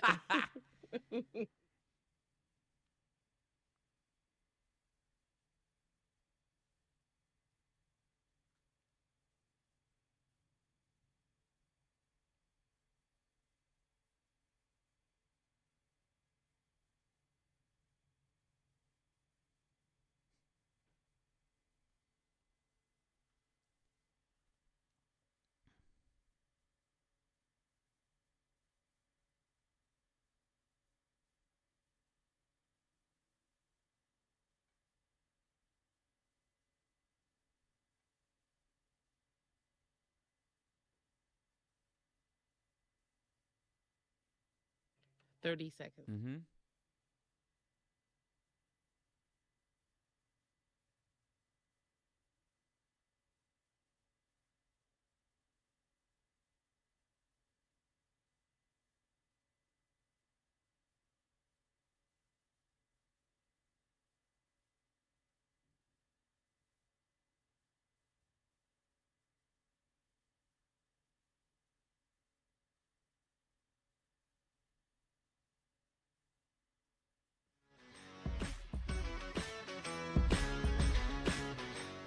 Now back to the Hal Sparks radio program, Mega Worldwide, 773-763-9278. Welcome back. We have a bunch of callers. Let's start with who's been holding the longest there, Johnny. You know that's Steve from the Gold Coast. Oh, right on. Hey, Steve, welcome. Well, thank you. I mean, great topic. I had the same discussion in the airport bathroom with a Republican senator years ago. And it's exactly, hits on this point. I think that a lot of these people, quite frankly, are projecting upon, others, shall we say, the other, their notion of discontentment. The nation is changing. And I don't think it would be half as bad if it weren't the case that their real income were declining, what they can actually accomplish given their limited educational background and so forth, that they don't feel that there's as much opportunity, and there isn't for a great many people in this country. So then, of course, you've got to find someone to blame. I mean, you don't have to look very far in terms of history. I mean, you have to go back to 1930s Germany. You're living in a terrible era. Well, we're going to give you somebody to blame. And it's the gays or the Jews, or, you can pick any number of other groups. And in this case, the other is anything that's not traditional. In other words, there's a whole group of people out there who think that, the 50s were wonderful, the 60s were wonderful, the early 60s, that is. If we could only get back to that time frame, and, men were men, women were women, and, by the way, women, knew how to stay at home, and they weren't in the workplace, and, we were all doing really well as a nation, that somehow correlation equals causal relationship. But, again, in their minds, it does. And everything that's wrong with this country is a byproduct of the change that's undergone, the social change that's undergone in society. And in fact, nothing could be further from the truth. I mean, the only reason that incomes have stayed, relatively stable, they've declined, don't get me wrong, but we've been able to sort of keep ahead of, shall we say, going under for many people, is that we interjected women into the workforce. There are tons of women out there who would love nothing more than to stay home, quite frankly, and be homemakers and be mothers and do this sort of thing. But we forced them into the workforce. And now, so you can now argue that there's a decent family income. But that family income used to be the product of one person's work. Now it's the product of two people's work. And that's what's happened with regard to this. So the idea that, the changing society and moving it back to what it once was, well, we don't have a society in which one person can supply the family with what they need any longer. Yet these people think that somehow going backwards is the answer. And again, you're right. It's a projection of what's going on in terms of the larger society. And Donald Trump, I don't find myself often defending Donald Trump. I don't think he said anything that's terribly repugnant to the gay and transgender community, as of this point. And not because I think, it's above him. I think that, he is the quintessential urbanite. And I think that Donald Trump is quite familiar with this, with this segment of our society. And he interacts with these individuals. He's been around them his whole life. And it's just not something that, that sort of, pops into his head to say that, let me attack the gay community. He's not Ted Cruz. People who don't have any experience with the gay community and therefore can attack the gay community and can attack the transgender community. Whereas Donald Trump, I think, has been around the gay and transgendered and other communities, his entire life. So he's not going to necessarily attack them. Right. I would say, now certainly someone can say, well, aren't there a lot of Muslims in New York? Aren't there a lot of aren't there immigrants in New York? Yes, absolutely. I don't think you get as much traction these days attacking the gay and transgender and bisexual community as you do by attacking the immigrant and Muslim communities. Let's be abundantly clear too that when Donald Trump, and part of his clarification after the fact, when Donald Trump said ban all Muslims from coming into the United States, he didn't mean Saudi princes and the ruling elite of places that were coming here to do business. He meant new visas by normal people. He meant that the leaders of those countries and industry in those countries could come and go from the United States just like they do all the time, but that anybody who wanted to come here from one of those countries that was an individual could not as well. Now, this actually plays into the hands of those leaders, both business and religious and governmental in those countries, in that it keeps the people, the individuals there, from being able to grow their business internationally, perhaps move out of their country, eventually take their business someplace else, live in a more open society. So if their constituency, it ends up being kind of this de facto version of North Korea, where they can't come to the States and do business, but the big guys can if they want to. And the other thing is, I would also, for the record, as a single dad, the idea of staying home and being able to raise kids is as available to a male as it is to a woman as far as a feeling goes. And I think both also have that feeling of value through work. So I do agree that we are past a point where one salary is going to do it to live in the modern era, and that's part of the problem. That's what wage stagnation's problem is that one adult in a family should be able to work and take care of the family's financial needs while the other one spends more of their time either at home or working from home, in theory. Right, if they choose. And my point is that, we're sort of artificially inflating incomes in this society by, leading people to believe, for instance, in the 80s, you actually saw incomes after they had declined, you saw a spike in incomes. But that was only because we, again, interjected all of these women into the workforce. Mm-hmm. So then we could say, oh, well, look, the incomes have risen. Well, wait a minute. They've only risen because you've got 40% more women in the workforce. So now we've got all these homes that now have two people who are working every day. And thus, it led to the phenomenon of latchkey kids and children who were in daycare. And I'm not saying that that's necessarily a bad thing. It's inherently a bad thing. Yeah, I don't think it is, people, actually. I think there's a level of independence it's true no matter what people would say. I appreciate the call. We've got 6 people holding, and I want to make sure we get to some of them, and we got to get one at least in before we go to the break again. Who do we have, Johnny? Johnny, are you there? Do you have somebody for me? Sorry, I have my mic off. On line 3, we've got Nicholas. Excellent. Hey, Nicholas, welcome. Go ahead. Hello, is that me? Yeah. Yeah, it is. You bet. All right. About this perversion stuff, it sounds to me kind of like the Republicans are closet perverts themselves that need draconian laws to keep themselves under control. Sure. Even though that doesn't really seem to work at all the time. Well, Alan Watts said that the kinkiest thing you can do with sex is make it dirty. And that there's an element of perversion to just always making sex in almost any form sinful. That it actually makes it exciting. And if that's how you have to get excited about it, it points to a deficit in your growth, in your adulthood, quite frankly. So I think you're right. I think they go, well, we got to have laws like this because if there wasn't a law, I'd totally be blah blah blah. Like about a dozen things. It just points to I wouldn't. There's lots of things I wouldn't do even if they were legal. Why would you? I think sexual repression probably contributes to a lot of that kind of stuff. But yes. Anyway, the reason I called was to make you aware, if you're not already aware of this Facebook post that Robert Reich just put out about the numbers of the Democratic primary. Mm-hmm. It says, one of you just sent me these numbers for the Democratic primary at this point in time, which I've checked out and appear accurate. Total pledged delegates are 4,051.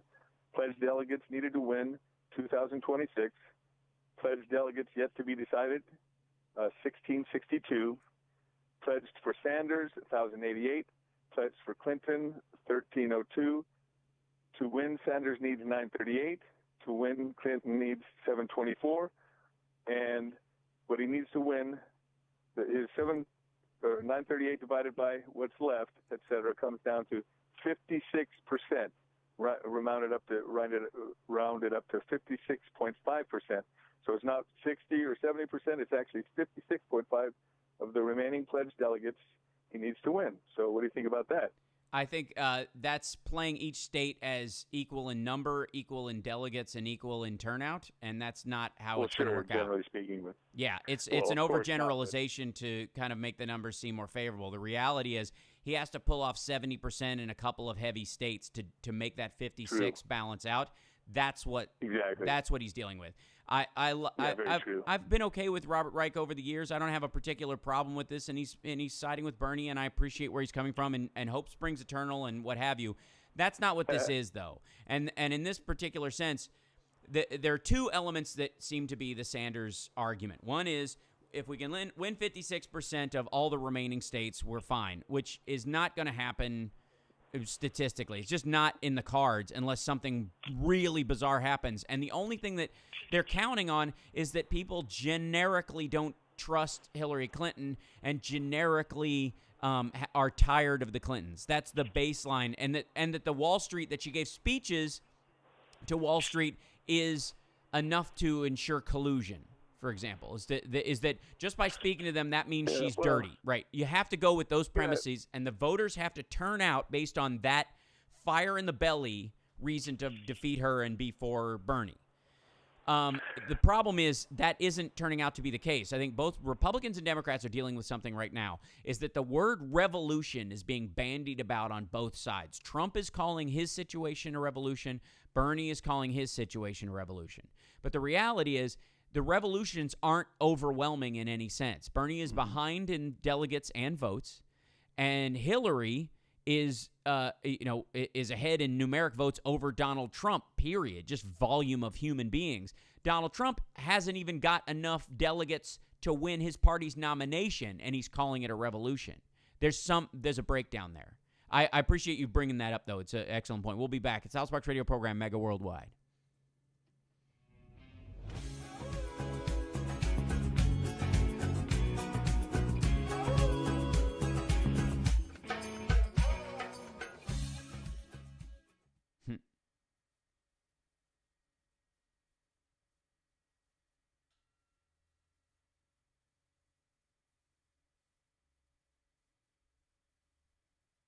Yeah, and I agree. I mean, I think the problem with the purity argument and this sort of angry, rewriting of history that somehow the crime bill makes Bill a bigot who intended to hurt black people shortchanges the steps in the ladder that were necessary along the way. And doesn't actually respect the process going forward. This constant cry for revolution it's turning out to be like I'm waiting for an app update of the U.S. government. I'll go to bed and in the morning the apps will update while I'm sleeping. It's not. Change doesn't happen that way.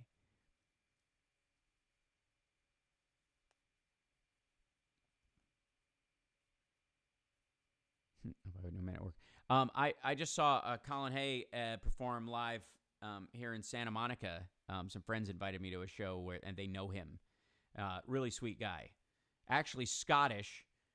Developed an Australian accent because he moved over there to do to make music, and that's where his band was from.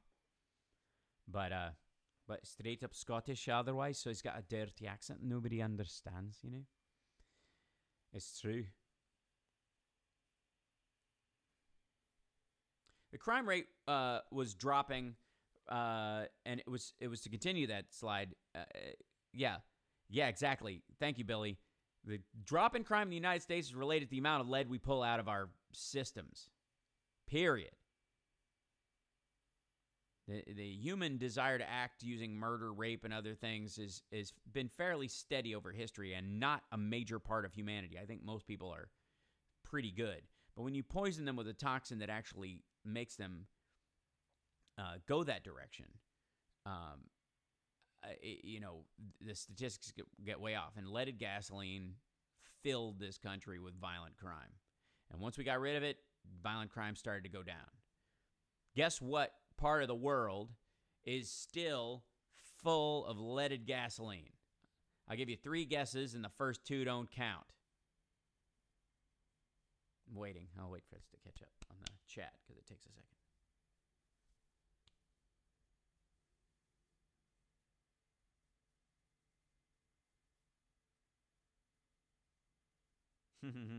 About 30 seconds.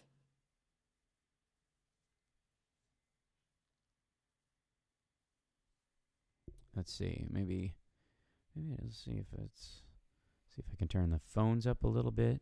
Maybe in here. Maybe this guy help a little bit. Huh? Perhaps. Does that help? Okay.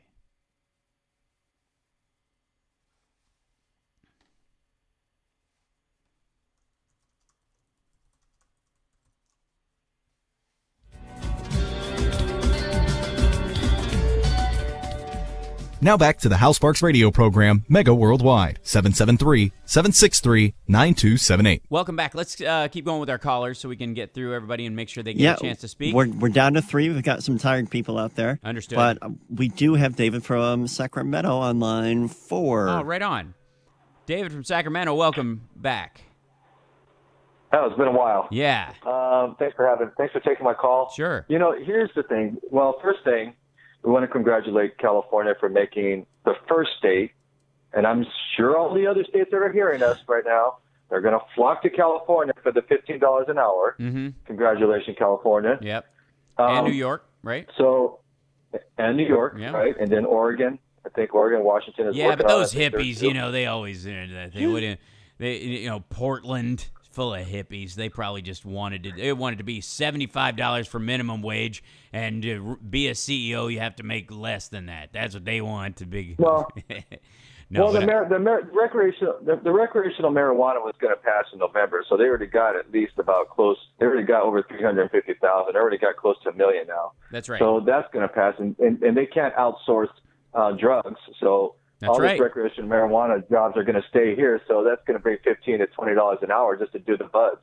That's right. So at least that's $20 an hour for marijuana. So, that's great. So anyway, going back to the issue about and congratulations for California to finally vote on what you call unisex bathrooms. Mm-hmm. We have female and male now. That just passed into law just about 2 days ago, and Governor Brown's going to sign into the law. You live in Sacramento, right? I'm just double checking. Yeah. You are in California right now? Yeah. Okay, all right. Just making sure. I'm in the San Francisco. Oh yeah, I'm in the capital. Gotcha. I'm not sure all the listeners were tracking on that. Yeah. Right. So I'm in Sacramento capital. So I'm involved with Bernie Sanders. I'm involved with the Hillary. In case I'm involved with in a lot of political areas, and pretty much everybody knows me. But to make a long story short, the thing what I want to say is that there are more gay people in the Republican Party that are closeted than there are gay people than the Democrats who are very more tolerant.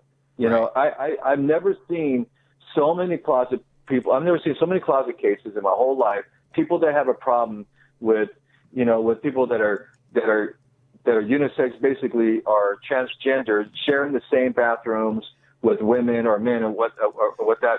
You know what I'm saying, right? Yeah. So the bottom line is this. What I want to say is this. There's the bottom line, to make a long story short. Sure. What I'm trying to say is that, this is so old. This is the most old discussion that I've ever seen for the last 40 years in my life, talking about now people sound more ignorant than ever before now that we got gay marriage, for the last 3 years now, going into June. And people are still talking about this. Right. It's just getting really old. I'm getting tired of it. Sure. We need to move on. I agree with you. But you're doing it from the perspective of someone who's lived in the vicinity of San Francisco and Sacramento for a good long while. How long have you been there? I've lived here. I've lived in San Jose, San Francisco I was born and raised in San Jose for 35 years. Gotcha. All right. Well, I was born and raised. Sure. And I lived in San Francisco for 10 years in the gay Mecca on the close to the ocean side by the Castro.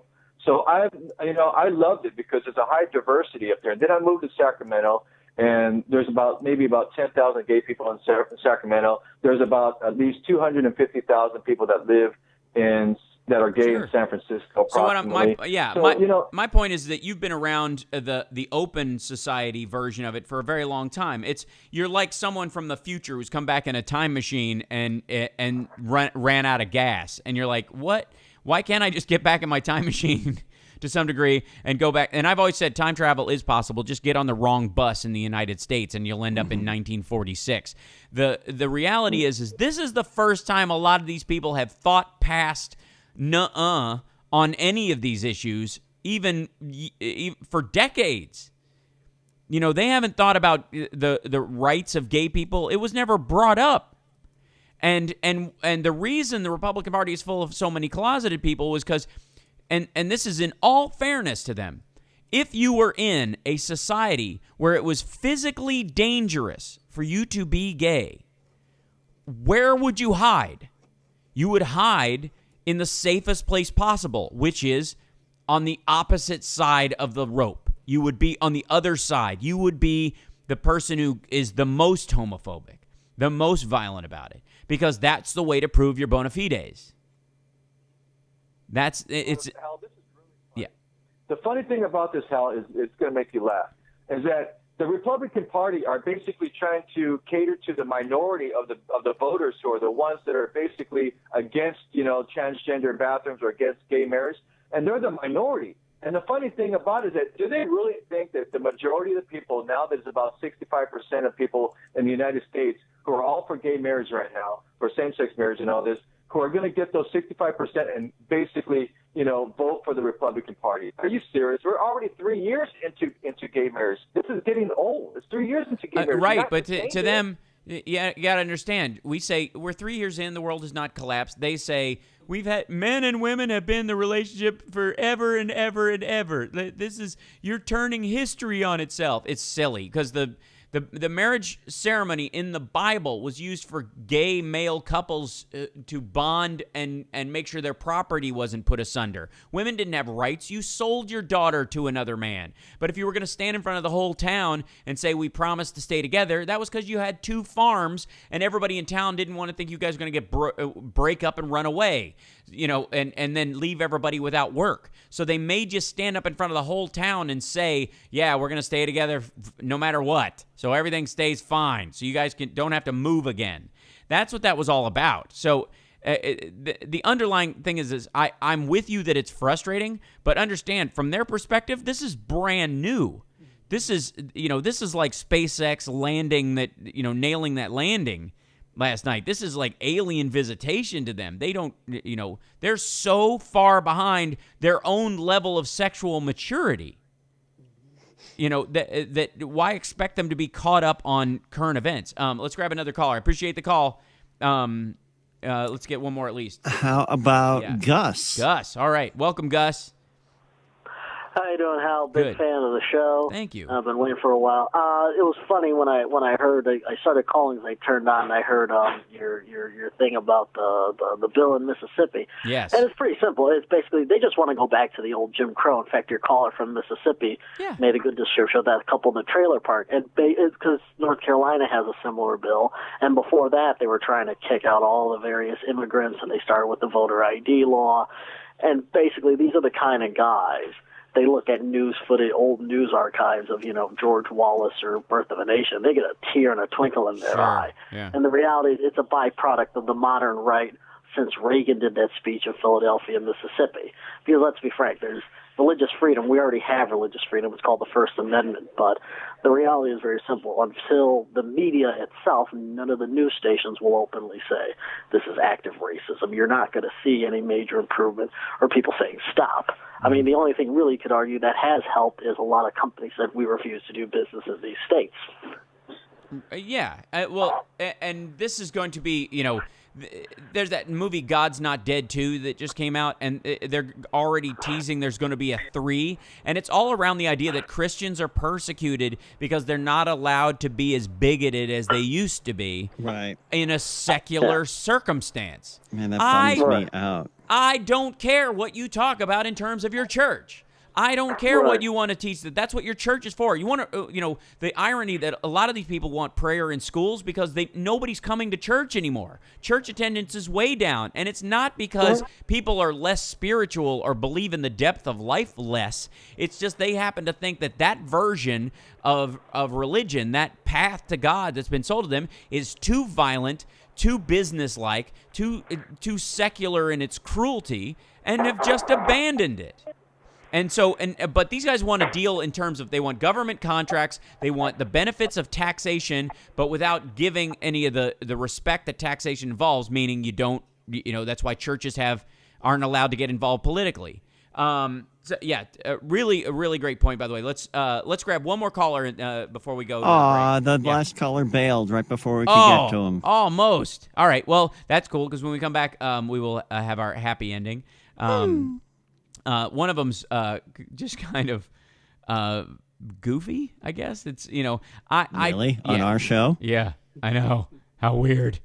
Don't forget to follow Johnny Million at JMillion on Twitter and at Hal Sparks. You got a convoy show coming up, by the way? Do we know anytime soon? I have no idea. Yeah, my 01 just played the Viper Room on Wednesday. We had a great time. Yay. Thanks to everybody coming out. And then we are playing Crazy Girls in L.A. on La Brea on May 23rd. Is that the name of a club or just It's a strip what you're club, up to? actually, that has a rock night.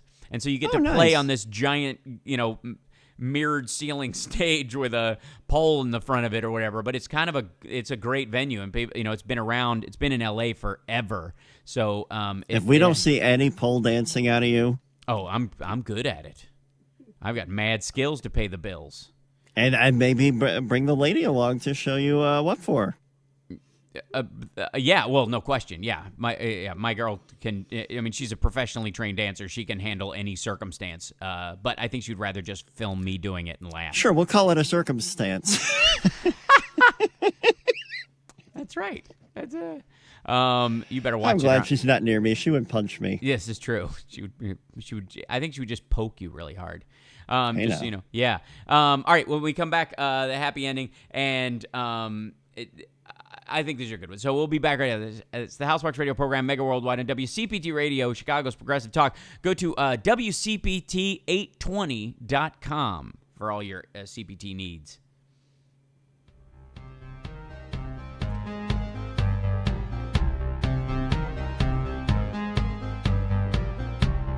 Dreams are made of this. Who am I to disagree? Jerry, where do you live that I won't go?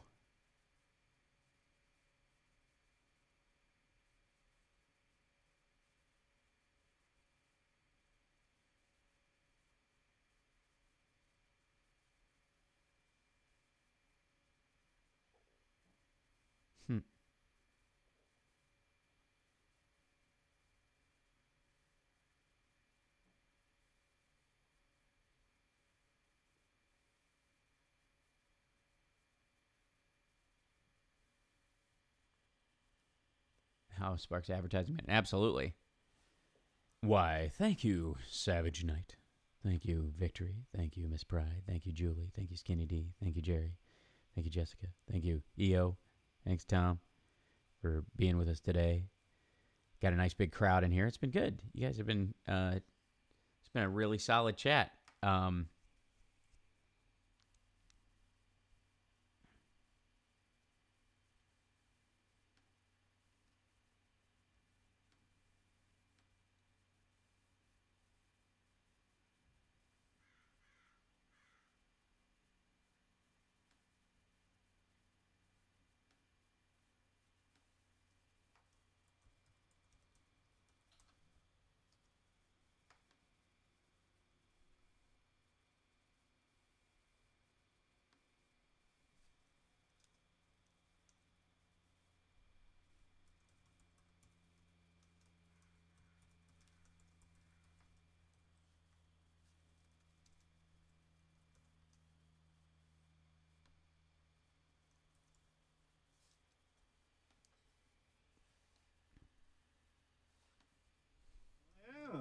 30 seconds. Okay.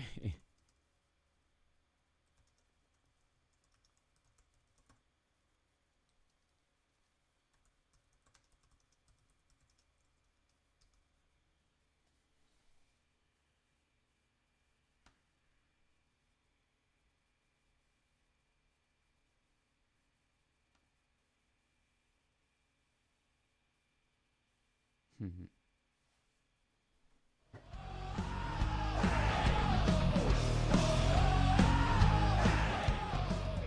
Welcome back to the House Sparks Radio program, Mega Worldwide. It's now time for the happy ending. It was a great week to nerd out. I don't know if you've on what?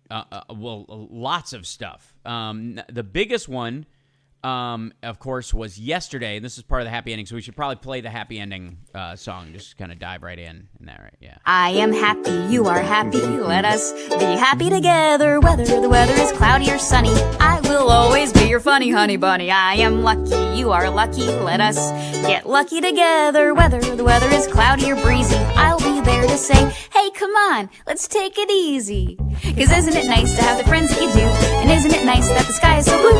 And isn't it nice to say I love love you. Chugga chugga choo choo. Woo woo. All right. Yeah, I never noticed you heard the little inhale after that. She's ready to keep going. There's a whole other verse. We just don't have time for it. This is the big one. I mean, for me, I almost feel like I should hold it at the end. Do you have one, by the way? Have you ever am I ever going to get you to prepare one, even if it's just like I don't know. We'll see. Even like this Texas baseball fan who's 105 years old threw out the first pitch this week. It's pretty cute. Yeah, said. Did you hear what she said? Dr. Pepper is what makes her feisty. Oh, yeah, she had 3 Dr. Peppers a day. That's insane. That's right. Yeah, probably just eats away anything in her, because, colon and intestinal problems in elderly people is one of the biggest problems, and I bet that stuff just grinds right through it. That's, if fiber is nature's broom, Dr. Pepper is nature's blowtorch for this woman. And they did not include the part where she eats the can. That's right, yeah, which I thought was cheating. It's like, that's way more than real. That's just having not, 3 you Dr. can't, Peppers. yeah, you can't just say that Dr. Pepper is to blame. You can't say that's your secret if you also, it might also be the cat food. All right, so I'm kidding, she doesn't eat cat food. Can't afford it. Right.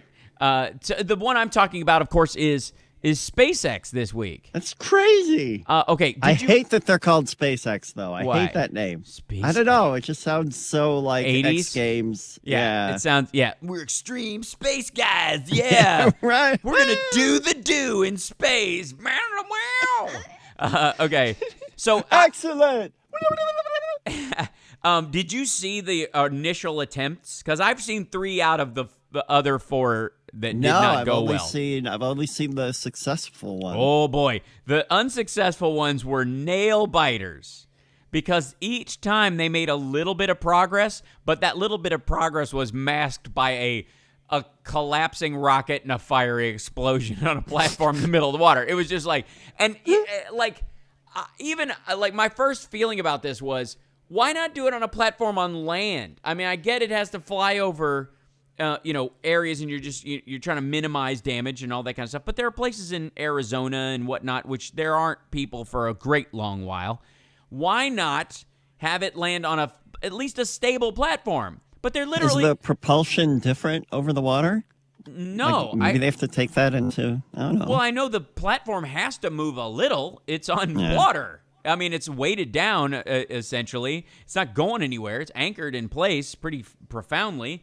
But there's still going to be an element of, like, isn't the deck going to get damp if there's a big wave? I don't know. There's all kinds of, reasons why landing it on water is the real... I suppose if you can land it on water, you can land it in any environment, is their point. If they can land it here, they can land it anywhere. Thank you.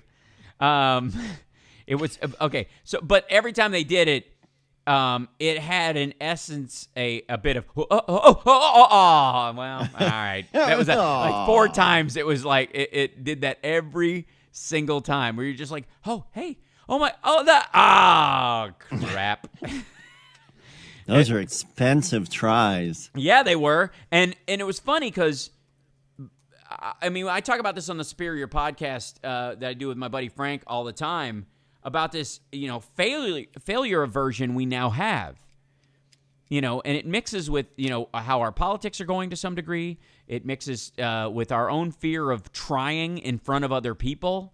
Mm-hmm. I've always been lucky that I've been kind of perpetually embarrassed by my existence for whatever reason. So doing something that other people find embarrassing was super easy. You know what I mean? I never felt like, oh, people are going to laugh at me. Like, I'm actually seeking that out. That doesn't bother me at all. I'd rather fail. One of the big turning points for me being kind of solidly in Hillary's camp was that I'd rather be caught trying aspect, Right. Make a difference. And again, sometimes being caught trying is trying not to start a war, and I get that too. But, and I think that's part of her thinking. I would assume that level as she's an adult. But I love that aspect of the idea, like, not being ashamed to go for it, not to be embarrassed easily, because that is the key to lifelong failure, is easy embarrassment. Yep. I had, and people can listen to the Superior Podcast at superiorpodcast.com if you want to listen to it. We talk about this kind of stuff all the time. But I have to shed elements of, kind of knee-jerk shame about anything I want to try new. It's not like I'm immune from it. It just goes away. But the way they jumped on Elon Musk when these things, when it initially crashed after the third one, they're like, you suck. Like, is Elon Musk wasting, all these people's money and time, and is he crazy? And his thing is, if you're not failing, you're not innovating, which I love Did you ever read John Ronson's book about public shaming? No. So you've been publicly shamed? Mm-mm. It's amazing because he talks about people being shamed about maybe a sexual scandal, and how it absolutely sticks to some people. But he goes out of his way to do a study on this one person who was caught like doing role playing in this crazy sex club, and everything was like had a weird German soldier theme and everything. Yeah. And so the tabloids pounced, and he refused to be shamed by it. Mm-hmm. He's like, yeah, that's what I did. But what does that have to do with what you're trying to put over on me? And he refused to be shamed because he wasn't embarrassed about doing what he was doing. Right. Which I think is great. It's like my joke in my act about not having any guilty pleasures. I don't have any guilty pleasures, because anything that gives me pleasure shouldn't make me feel guilty. That's your problem. Right. That's actually, guilty pleasures does kind of, it's always rubbed me the wrong way, because for so long, we're cut from a different cloth. I was embarrassed about the music, everything about me. Yeah, right. Yes, that's true. Yeah, like just, and my thing was, I was just kind of sort of screwed from the beginning, as it were, growing up where I grew up, and being kind of dirty and poor. Like, nobody liked me to start with. What am I I'm afraid people are gonna leave. They were never there. Anybody who showed up, even long enough to make a real assessment, was valuable. Even if somebody decided, ooh, I don't want to be around you, at least they tried to stand there. That was like, it was already an up. But watching this SpaceX thing and watching this landing and watching people's reaction to it over months and months was an extraordinary exercise in seeing people display their own tolerance for shame, their own tolerance for failure.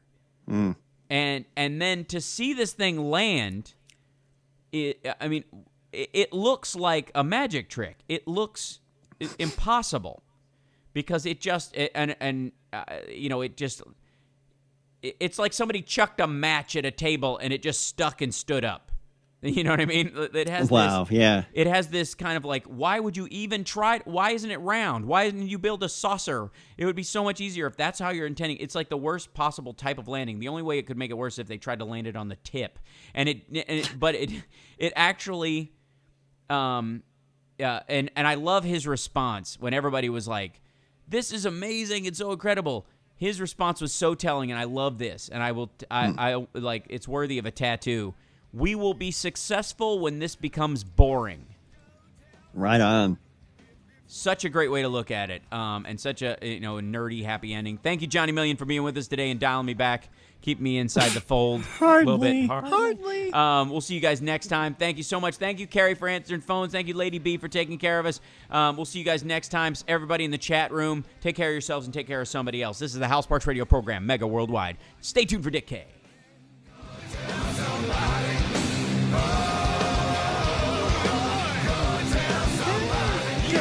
Don't tell someone. You and I are going to play this live someday, Johnny. I insist. Thank you, Johnny. Thank you, Lady B. Thank you, Carrie. We'll see you guys next time. Bye. Signing off, clicking off, so the news doesn't kick in and drown us out. Bye, everybody. Awesome. Thank you guys so much. It's raining here, so I got to take my son to the park. True that, actually. Be a good time.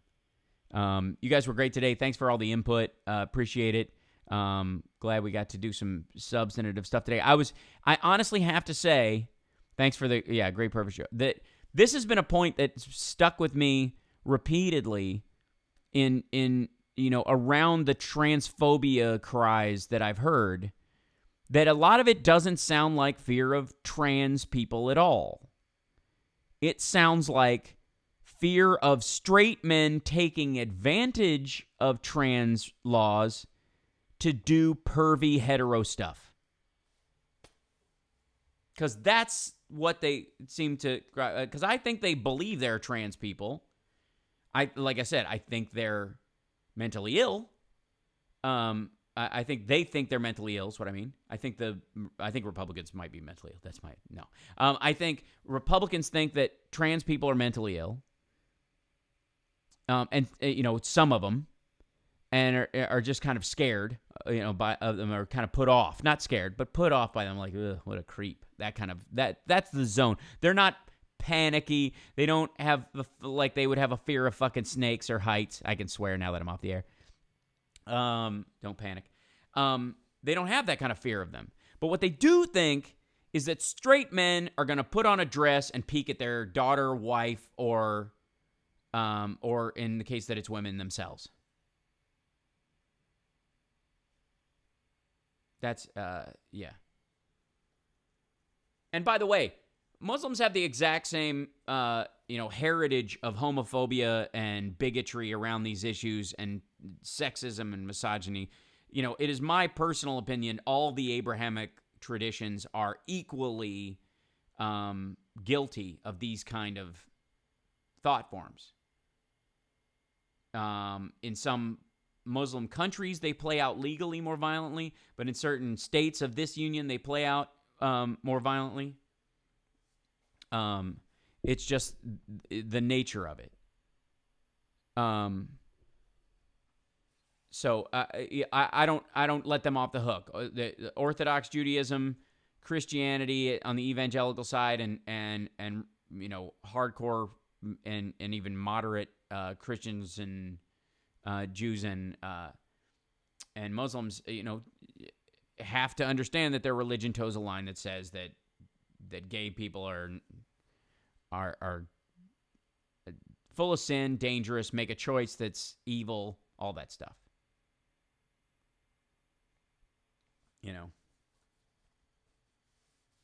I don't drink because I believe that it is likely that I will become an alcoholic. I believe that the same is true of homophobes.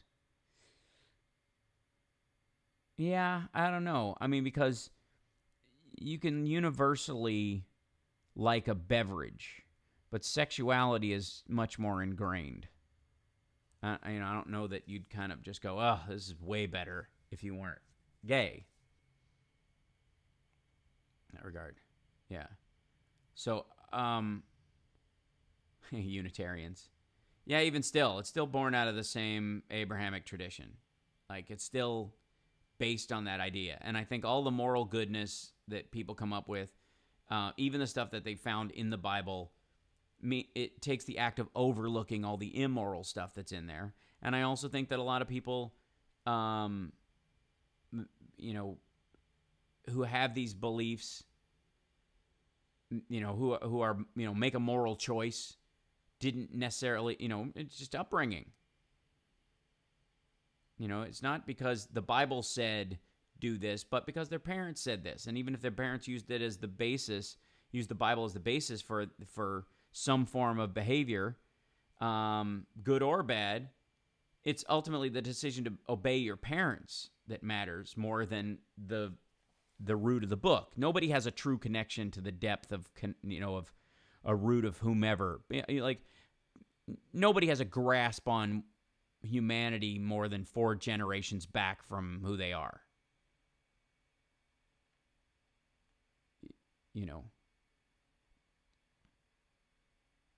I don't know yet, Kaylee. We're working on it.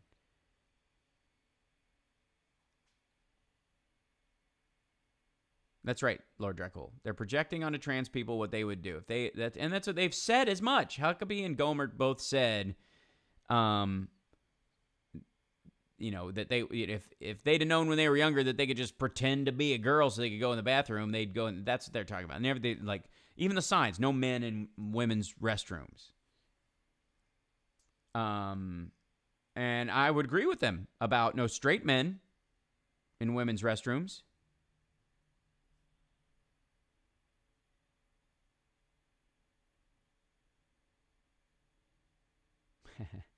Well, the Pope isn't totally pro-gay marriage, pro-LGBT. He's still, working within the confines of the Catholic Church. There are a lot of people who, and I don't have a problem with that. It's a religious organization. They can do whatever the hell they want. They make up their own rules. They make up their own interpretations. They're welcome to it. But a lot of people are mad at the Pope because he's not turning that. He's good on a couple of issues. Why can't he turn around the rest of the church instantly? Because it's not his church to turn around, even though he's the Pope. And even if he did, it wouldn't happen that quickly because the people who are there, who've been in it longer than he has, and who've run it longer than he has, and who've worshipped it longer than he has, won't change that quickly. That's right, Ann. You can't just scream revolution and say that will solve it. I mean, we're still dealing to some degree with the ramifications. The Civil War was necessary, I believe, and the South was wrong to defend slavery.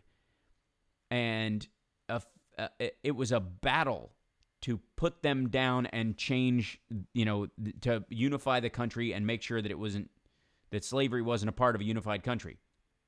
That being said, we're still dealing with the ramifications of it because it wasn't a changing of hearts and minds. Sometimes you can't wait for that change of hearts and minds. That's what legal ramifications are for. But the blowback, where people are being awful, is a matter of real timing.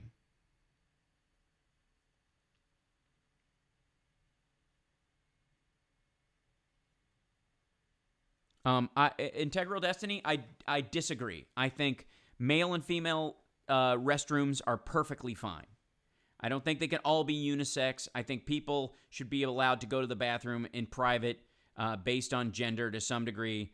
And at the baseline, even if it's just for victims of sexual violence not having to take their pants down, not knowing if there's a man in the next stall. I think it's okay to have gender-related bathrooms. There's nothing wrong with that. And transgender means that you are, yes, it's a transgender person. Well, being transgender is like being human. I think you can word it that way, Carrie. Like I can say being a man, and I think integrate a sentence like that, wouldn't you say? Being something is not acting. I mean, not to get into, theater school, but do men's rooms have changing stations? Not all of them, but some. More and more of them. It was a really difficult aspect. Some places buck the idea of putting. You want to talk about the unisex part of it? Let's just show how slow this whole thing is to move. Women's bathrooms had changing stations in them. Men started to complain. Fathers like myself who were having to travel with their child, can't go into the ladies' room to are ended up changing them on a sink or in a having to build a little camp or bring a little process table with them into a stall in a men's room. But instead of adding changing tables to men's rooms, because somehow that level of sexism is that men shouldn't be doing or can't do that kind of work, they just build family rooms. So there would be, and this was in a lot of places for a while, they'd be no changing stations in the men's room, changing stations in the women's room, and then a family room that the men could effectively use, that men and women could use equally. Is that misogynistic or is that misandrist? You have to kind of, I think you can make a case that it's both. Yeah. Now, over the last 3 years especially, there's been incredible growth of them. But when my son was first born, I ran into a bunch of situations where I had to improvise because there weren't. And in a lot of places. Lord didn't have. I see.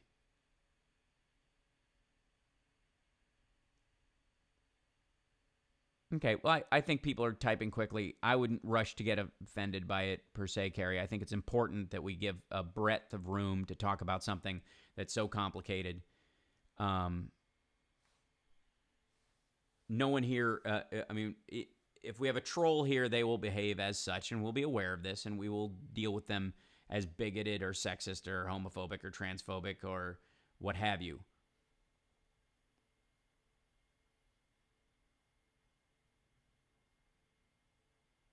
I see. Being a transgender person denotes that well, it's a truncation. I think what it means being transgender, I think that's, I will try Grim City to solve them all. Nobody is going that, you don't see a lot of trolls in here because we deal too deeply with the issues, so they'll come in occasionally, and then they usually, always the backseat of the car. No, there isn't.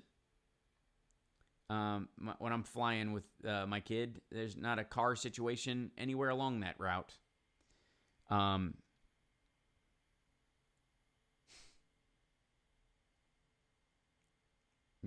don't think they fertilize them, Mitchell. That's why transgenders and transgendered.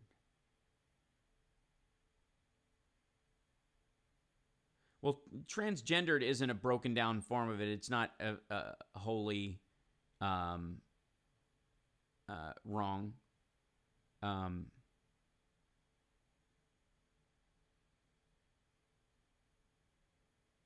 Where is intersex, by the way?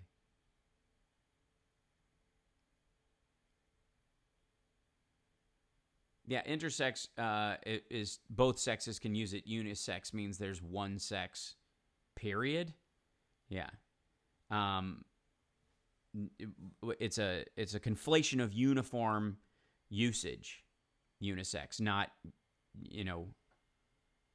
I do think we have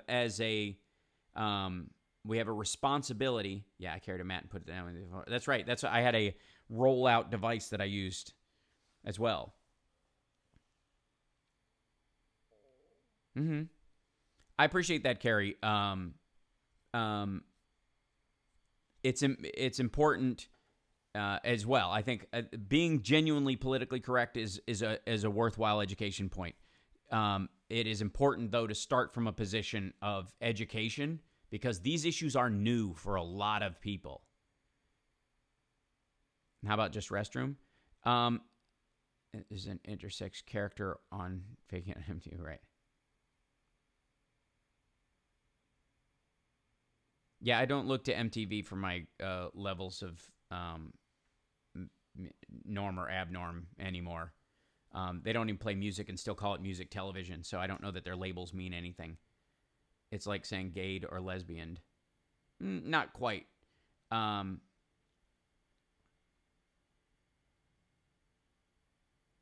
Linguistically, it's the shape of that word. Right. I understand that, Carrie. But I'm saying it is not unusual to use it linguistically. It doesn't diminish the identity aspect of the word.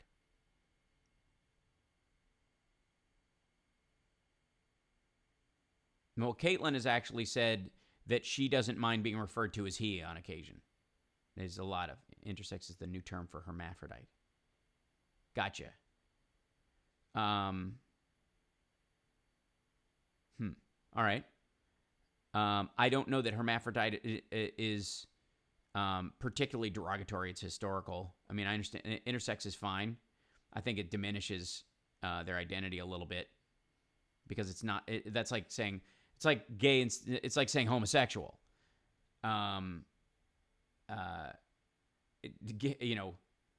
Homosexual has it means that they have sex with the same person. It doesn't speak to the relationship at all.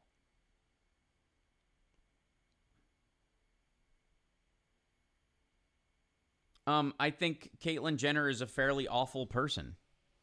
I don't think that has anything to do with her gender.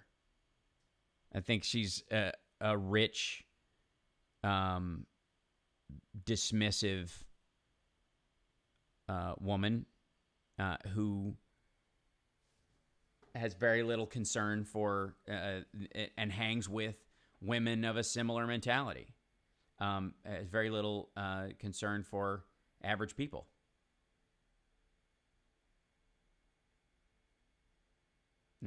She's supporting Ted Cruz. There's a reason why I pinned that tweet on my Twitter line. Jenner's not a Republican. The Republicans won't have her.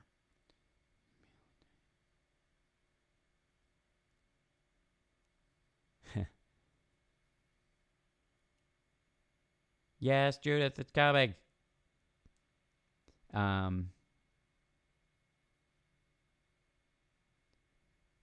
Caitlyn is uneducated about a lot of things. She doesn't actually. Kinsey Scale, I found watery. Yeah, thank you. Caitlyn Jenner's an asshole. And it is only because of the status of the Kardashian show that she has any say over anybody else. Yeah. And unfortunately, there are a lot of transgender people who are great spokespeople for that could teach a lot of people a lot about the issue, and they get dwarfed by her because she's famous. It's like it's the same reason the HuffPost thinks that feminism is whenever a Kardashian posts a nude pic because they think it's body positivity or some nonsense. Like, no, it's just nudity. She's attractive to a certain swath of the public, and she's acting on that attractiveness to sell other stuff. That's corporate. That has nothing to do with feminism or masculinity or gender. Integral destiny. Caitlyn didn't grow up with white male privilege in the abstract sense, and she's not lacking it now.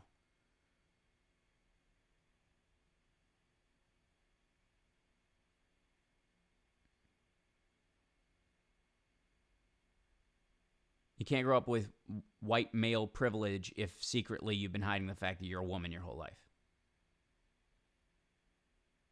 I don't care how much headway you got, you were also beaten down internally by your system.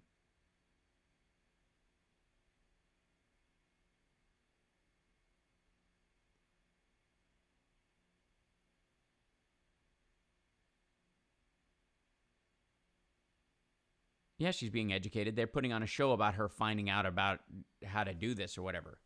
My answer to that is, so what?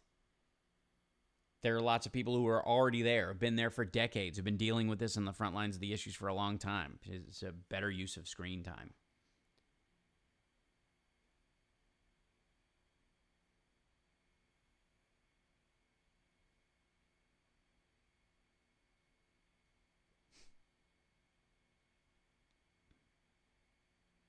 Yeah, I mean, to me, the issue becomes, and this is the difficult part of it, is that to be a true progressive, you have to believe in total equality.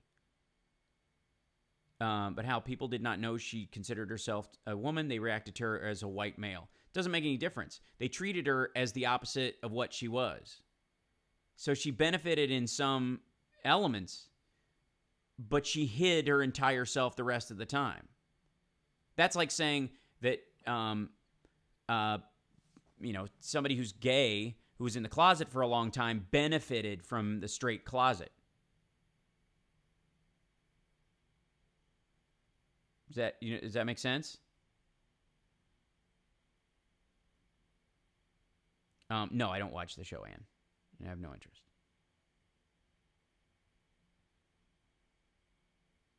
John, I'm not giving her... I'm giving her plenty of slack. What I'm saying is that there are other people more valuable than her to the process who aren't heard because we'd rather listen to a Kardashian cast off. And I mean that as a sub-element of their show. Not if that makes sense to anybody.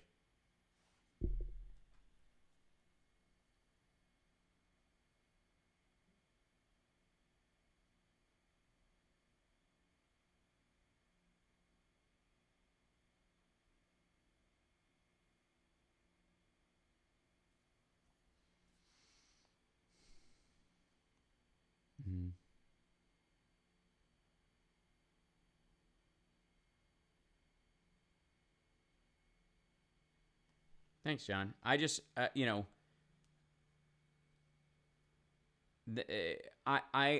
find, as a progressive, to me, it is important that you cannot use anybody's, as tough as it might be and as much as you might feel justified and as much as you might think history backs you up.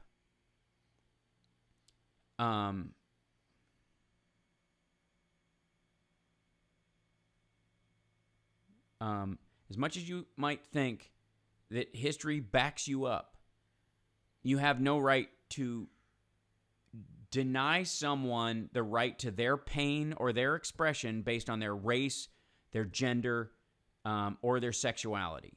Even if they're white, straight, and male. I don't believe in reverse racism. I believe in racism. I don't believe in one-directional sexism.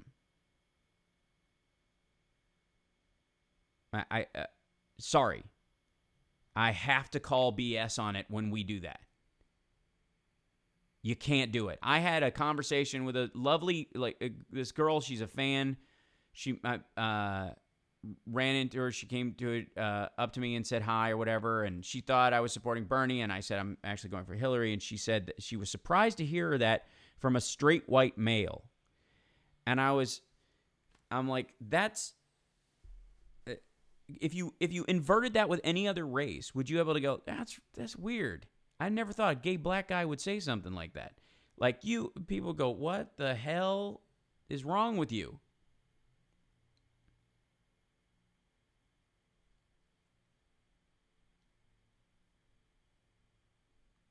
I agree, Bison Lawyer. That's exactly it.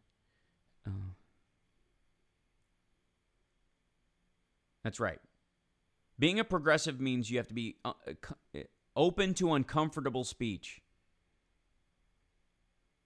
As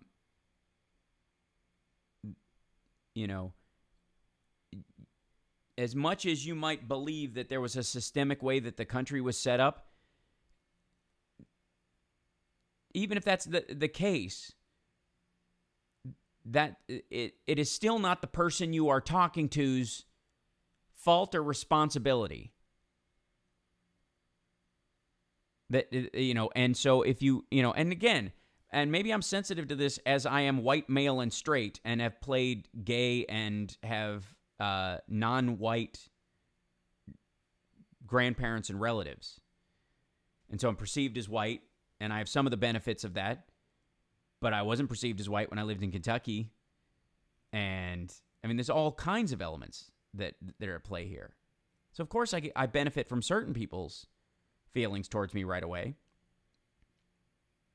But that doesn't denigrate my opinion about something. And ultimately, it is our responsibility as progressives. If we're for equality, we have to take all that with it. I think the Abrahamic traditions are damaging. I think they're a mistake. But I would never allow someone like Trump to take away someone's right to be a member of those religions. It's despicable.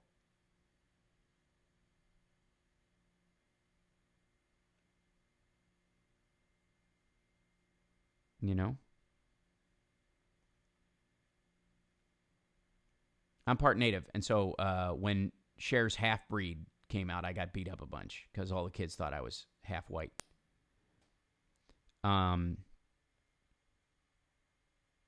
So ultimately the response. Yeah, nice, Jerry. Oh, he's a Simpson. And here's the problem: when the right complains about gay pride, for example, they kind of go, "Why do they have to be proud of it? Why can't I be proud to be straight?" That kind of stuff. And the point is, you have to be able to tell them the reason they need a pride march is because they were meant to feel shame for a long time. It is not a diminishment of your sexuality that gay people have a pride march. It's the same reason why we have a St. Paddy's Day, because the Irish were treated like crap for a good long while. And so they had to catch up with other white people. So they, and it became a tradition, and that's cool, even beyond the point where it matters. But the point is, as progressives, if we allow ourselves to use any racial, gender, or sexual term as a pejorative to make our point, how are we not as bad as the side that we're trying to affect?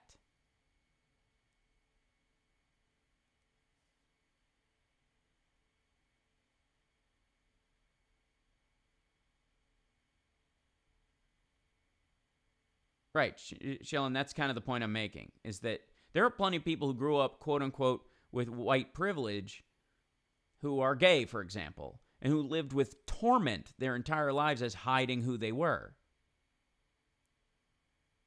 And writing them off as, well, they benefited from, from being white and straight, it would be cruel. I think it's important that we start, ask me what pronoun they want us to use. I don't think you have to ask that, Carrie. I think we can be bold and brash enough. Worrying about the sensitivity of another person isn't the answer either. Assuming victimhood in them is not the answer. I think if you walk up to someone and go, he, blah, blah, blah, and they go, I prefer she. Oh, cool. She, that's it. End of conversation. They get to have an act of owning who they are. You get to have a learning moment. You don't have to go around tiptoeing as if everybody who wants to be spoken of, in an English pronoun that is not traditionally based on them is somehow victimized by you saying it. They're not victims. We have to speak to the strength in people.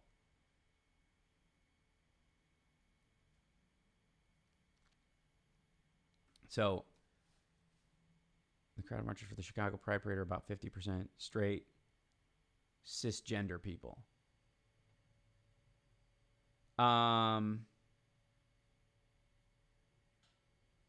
Even that is a watery example of people's humanity.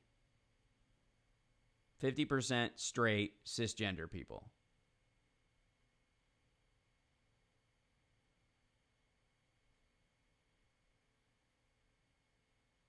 Yeah.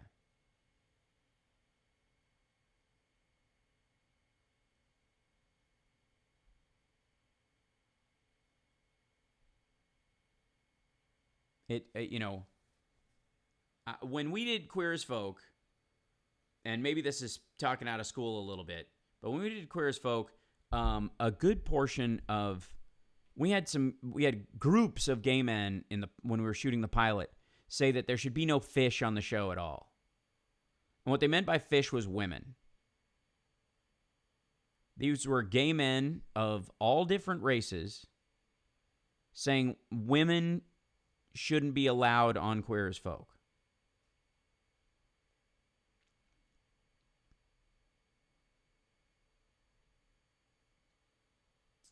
That's and let's not even start in on the attacks that I got for being straight on the show or being open about being straight, because somehow that's homophobia by speaking, by saying my actual sexuality, I was being homophobic.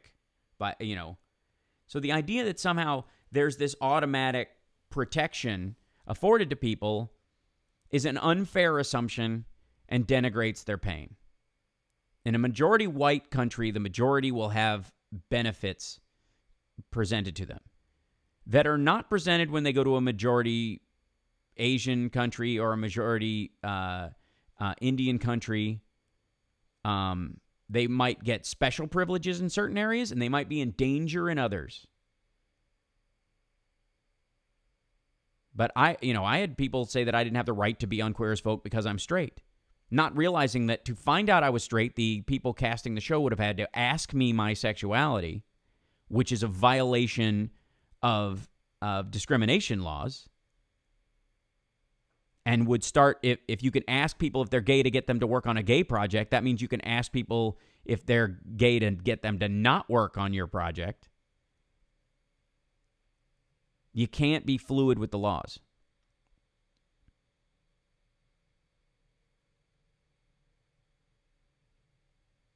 Yeah.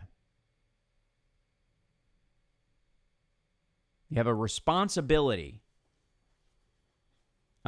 if you're going to be a progressive, if you're going to be liberal, to have honest political correctness without victimizing the person automatically. Yes, that is Kuan Yin behind me, Shilan.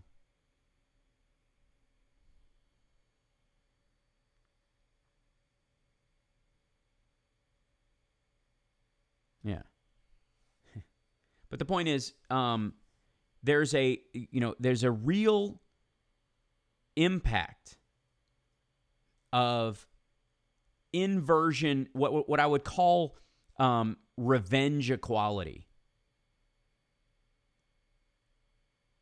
where people think that what it means to be equal now is to attack the group that was dominating you, now that you are in a better position for control. And effectively, using white, male, and straight as pejoratives is really no different than the attacks between Sunnis and Shiites when they change sides. And I won't argue that white males have had a leg up over time, and I won't argue that a good portion of them actively sought to make sure that other people didn't get a leg up, including women and every minority they could run across, and any white person that wasn't their kind of white person, and any kind of white person that wasn't their kind of white person that also wasn't in their church, that wasn't a German Mormon or an English Lutheran. So, but once you get into a position of strength, when the tide is actually turning, the biggest gift you can give, and this is from the history of nonviolent protest, is to resist the urge to attack the other side once you get in a position, to be charitable, to be giving. Now, I will verbally let Republicans have it left and right, and I will call them out on their BS. But if you listen when I get a caller on the line who's a harsh Republican, if I can give them some room and try to bring them back to a conversation, I will. And I know it gets irritating sometimes when you guys have to listen to it. And if somebody's behavior dictates that they are being stupid, I don't mind calling them that. And if their behavior dictates that they're being an asshole, I will call them on that. But I won't go, here's another white Republican, blah, blah, blah, or here's another, black Republican shill for blah, blah, blah, or whatever. It's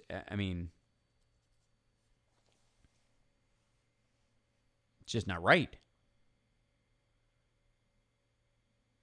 Yeah. The denying white privilege is a mistake. So is the assumption that every white person that you meet has had a leg up that has not been afforded to any minority or person of color, or when we're talking about a man, when it pertains to a woman. Did a person who was black and passed as white, should they be ashamed of their white privilege or ashamed that they weren't themselves? Or maybe they just dealt with the fact that the time they were living in, this was the best way to protect them and their family. Does a does a gay man who lived as a straight white male for a long time, did he benefit from being, a straight white male, or was he tortured by it because he had to hide who he was to get ahead?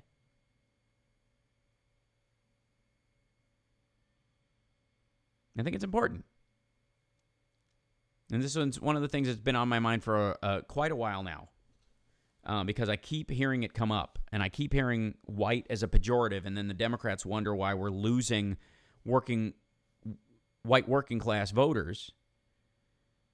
Because the odd thing is, the jerks in the group, the white working class voter who's intentionally uneducated, willfully ignorant, mean-spirited, bigoted, they're all thriving as Trump supporters. And the white working class people who hear white privilege and don't feel like they've experienced it and commit suicide in greater numbers because their credit's fallen apart, their wages have stagnated, they're part of the 47% that Mitt Romney was talking about. They're the good guys, but they're driven into a depression where they die of heroin overdoses, lose themselves in addiction to alcohol, and kill themselves at greater numbers.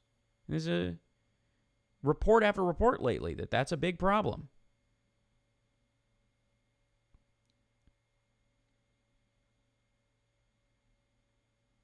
So I like, with all due respect, there needs to be an ongoing respect for humanity. You can call out any individual you want. If you see a Trump supporter yelling and spouting something racist and whatnot, and there's a group of them, and there's statistical pointing to that group of human beings around that particular cause are acting in a certain way, it is okay to call that group out. But to say white people that support Trump is the same thing as saying that Louis Farrakhan is indicative of black leadership, and that's builds a trust issue with all black people. It is no different, and the standard is higher for us. The standard is higher for liberals. The standard is higher for progressives. That's why it's important what Ann's saying about, about people's preferred choice of terminology, what Carrie is saying about, using proper gender identity and all those kind of things. A good deal of people that are that sensitive and that open to the idea of people who have been on the fringes have no problem inverting the cruelty in a lot of cases onto other people that they view as punching up. And if that person doesn't perceive themselves as on a higher plane and up, it's heartbreaking. And it doesn't win the argument, and it doesn't win friends, and it doesn't create coalitions, and it certainly doesn't help you with the majority of voters in the country. It's why a lot of these people get driven away. I would never use someone's race or gender, ethnicity, their self-identity as a blanket pejorative. And that includes white, straight, and male. Can't do it.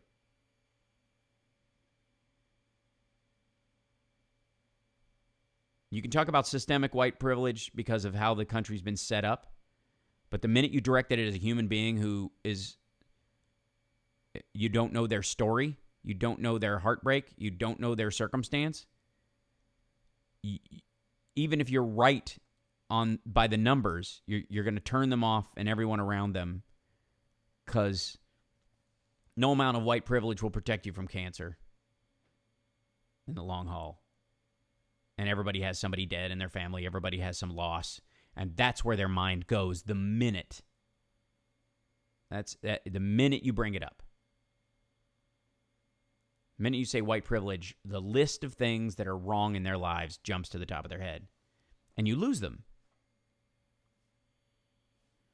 Oh, I got this yesterday from these people called Word. It's a little, they stamp a coin into your, with a word.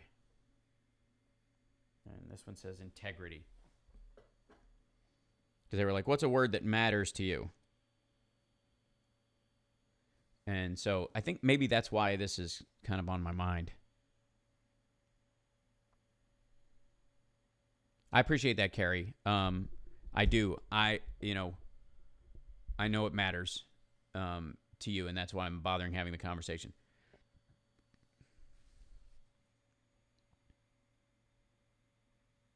So I guess that's it. I got to run. You guys are awesome, and I'm glad we could stick around, and so many of you stuck around for this part of the conversation. But I can't tell you how important that is. In context, very important. When you're talking about the number of black people who are shot by the police, the number of white people who are arrested for the exact same crime and turned loose. It's very important in terms of statistic to deal with that. But you're going to come across some poor redneck who has a family member who's shot by the police because he was drinking too much and took a poke at a cop. And they're going to see a video of somebody swinging at a cop who's black and not getting shot, or seeing them get shot and go, oh, that's, they get away. Everybody's upset about that, but nobody cared about my cousin when they shot him.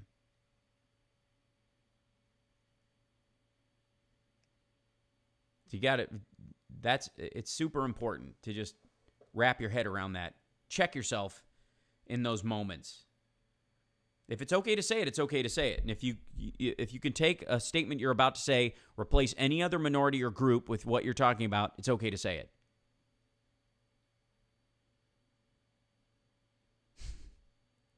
Yeah. Thanks, guys. Take care. We'll see you next time. Be well.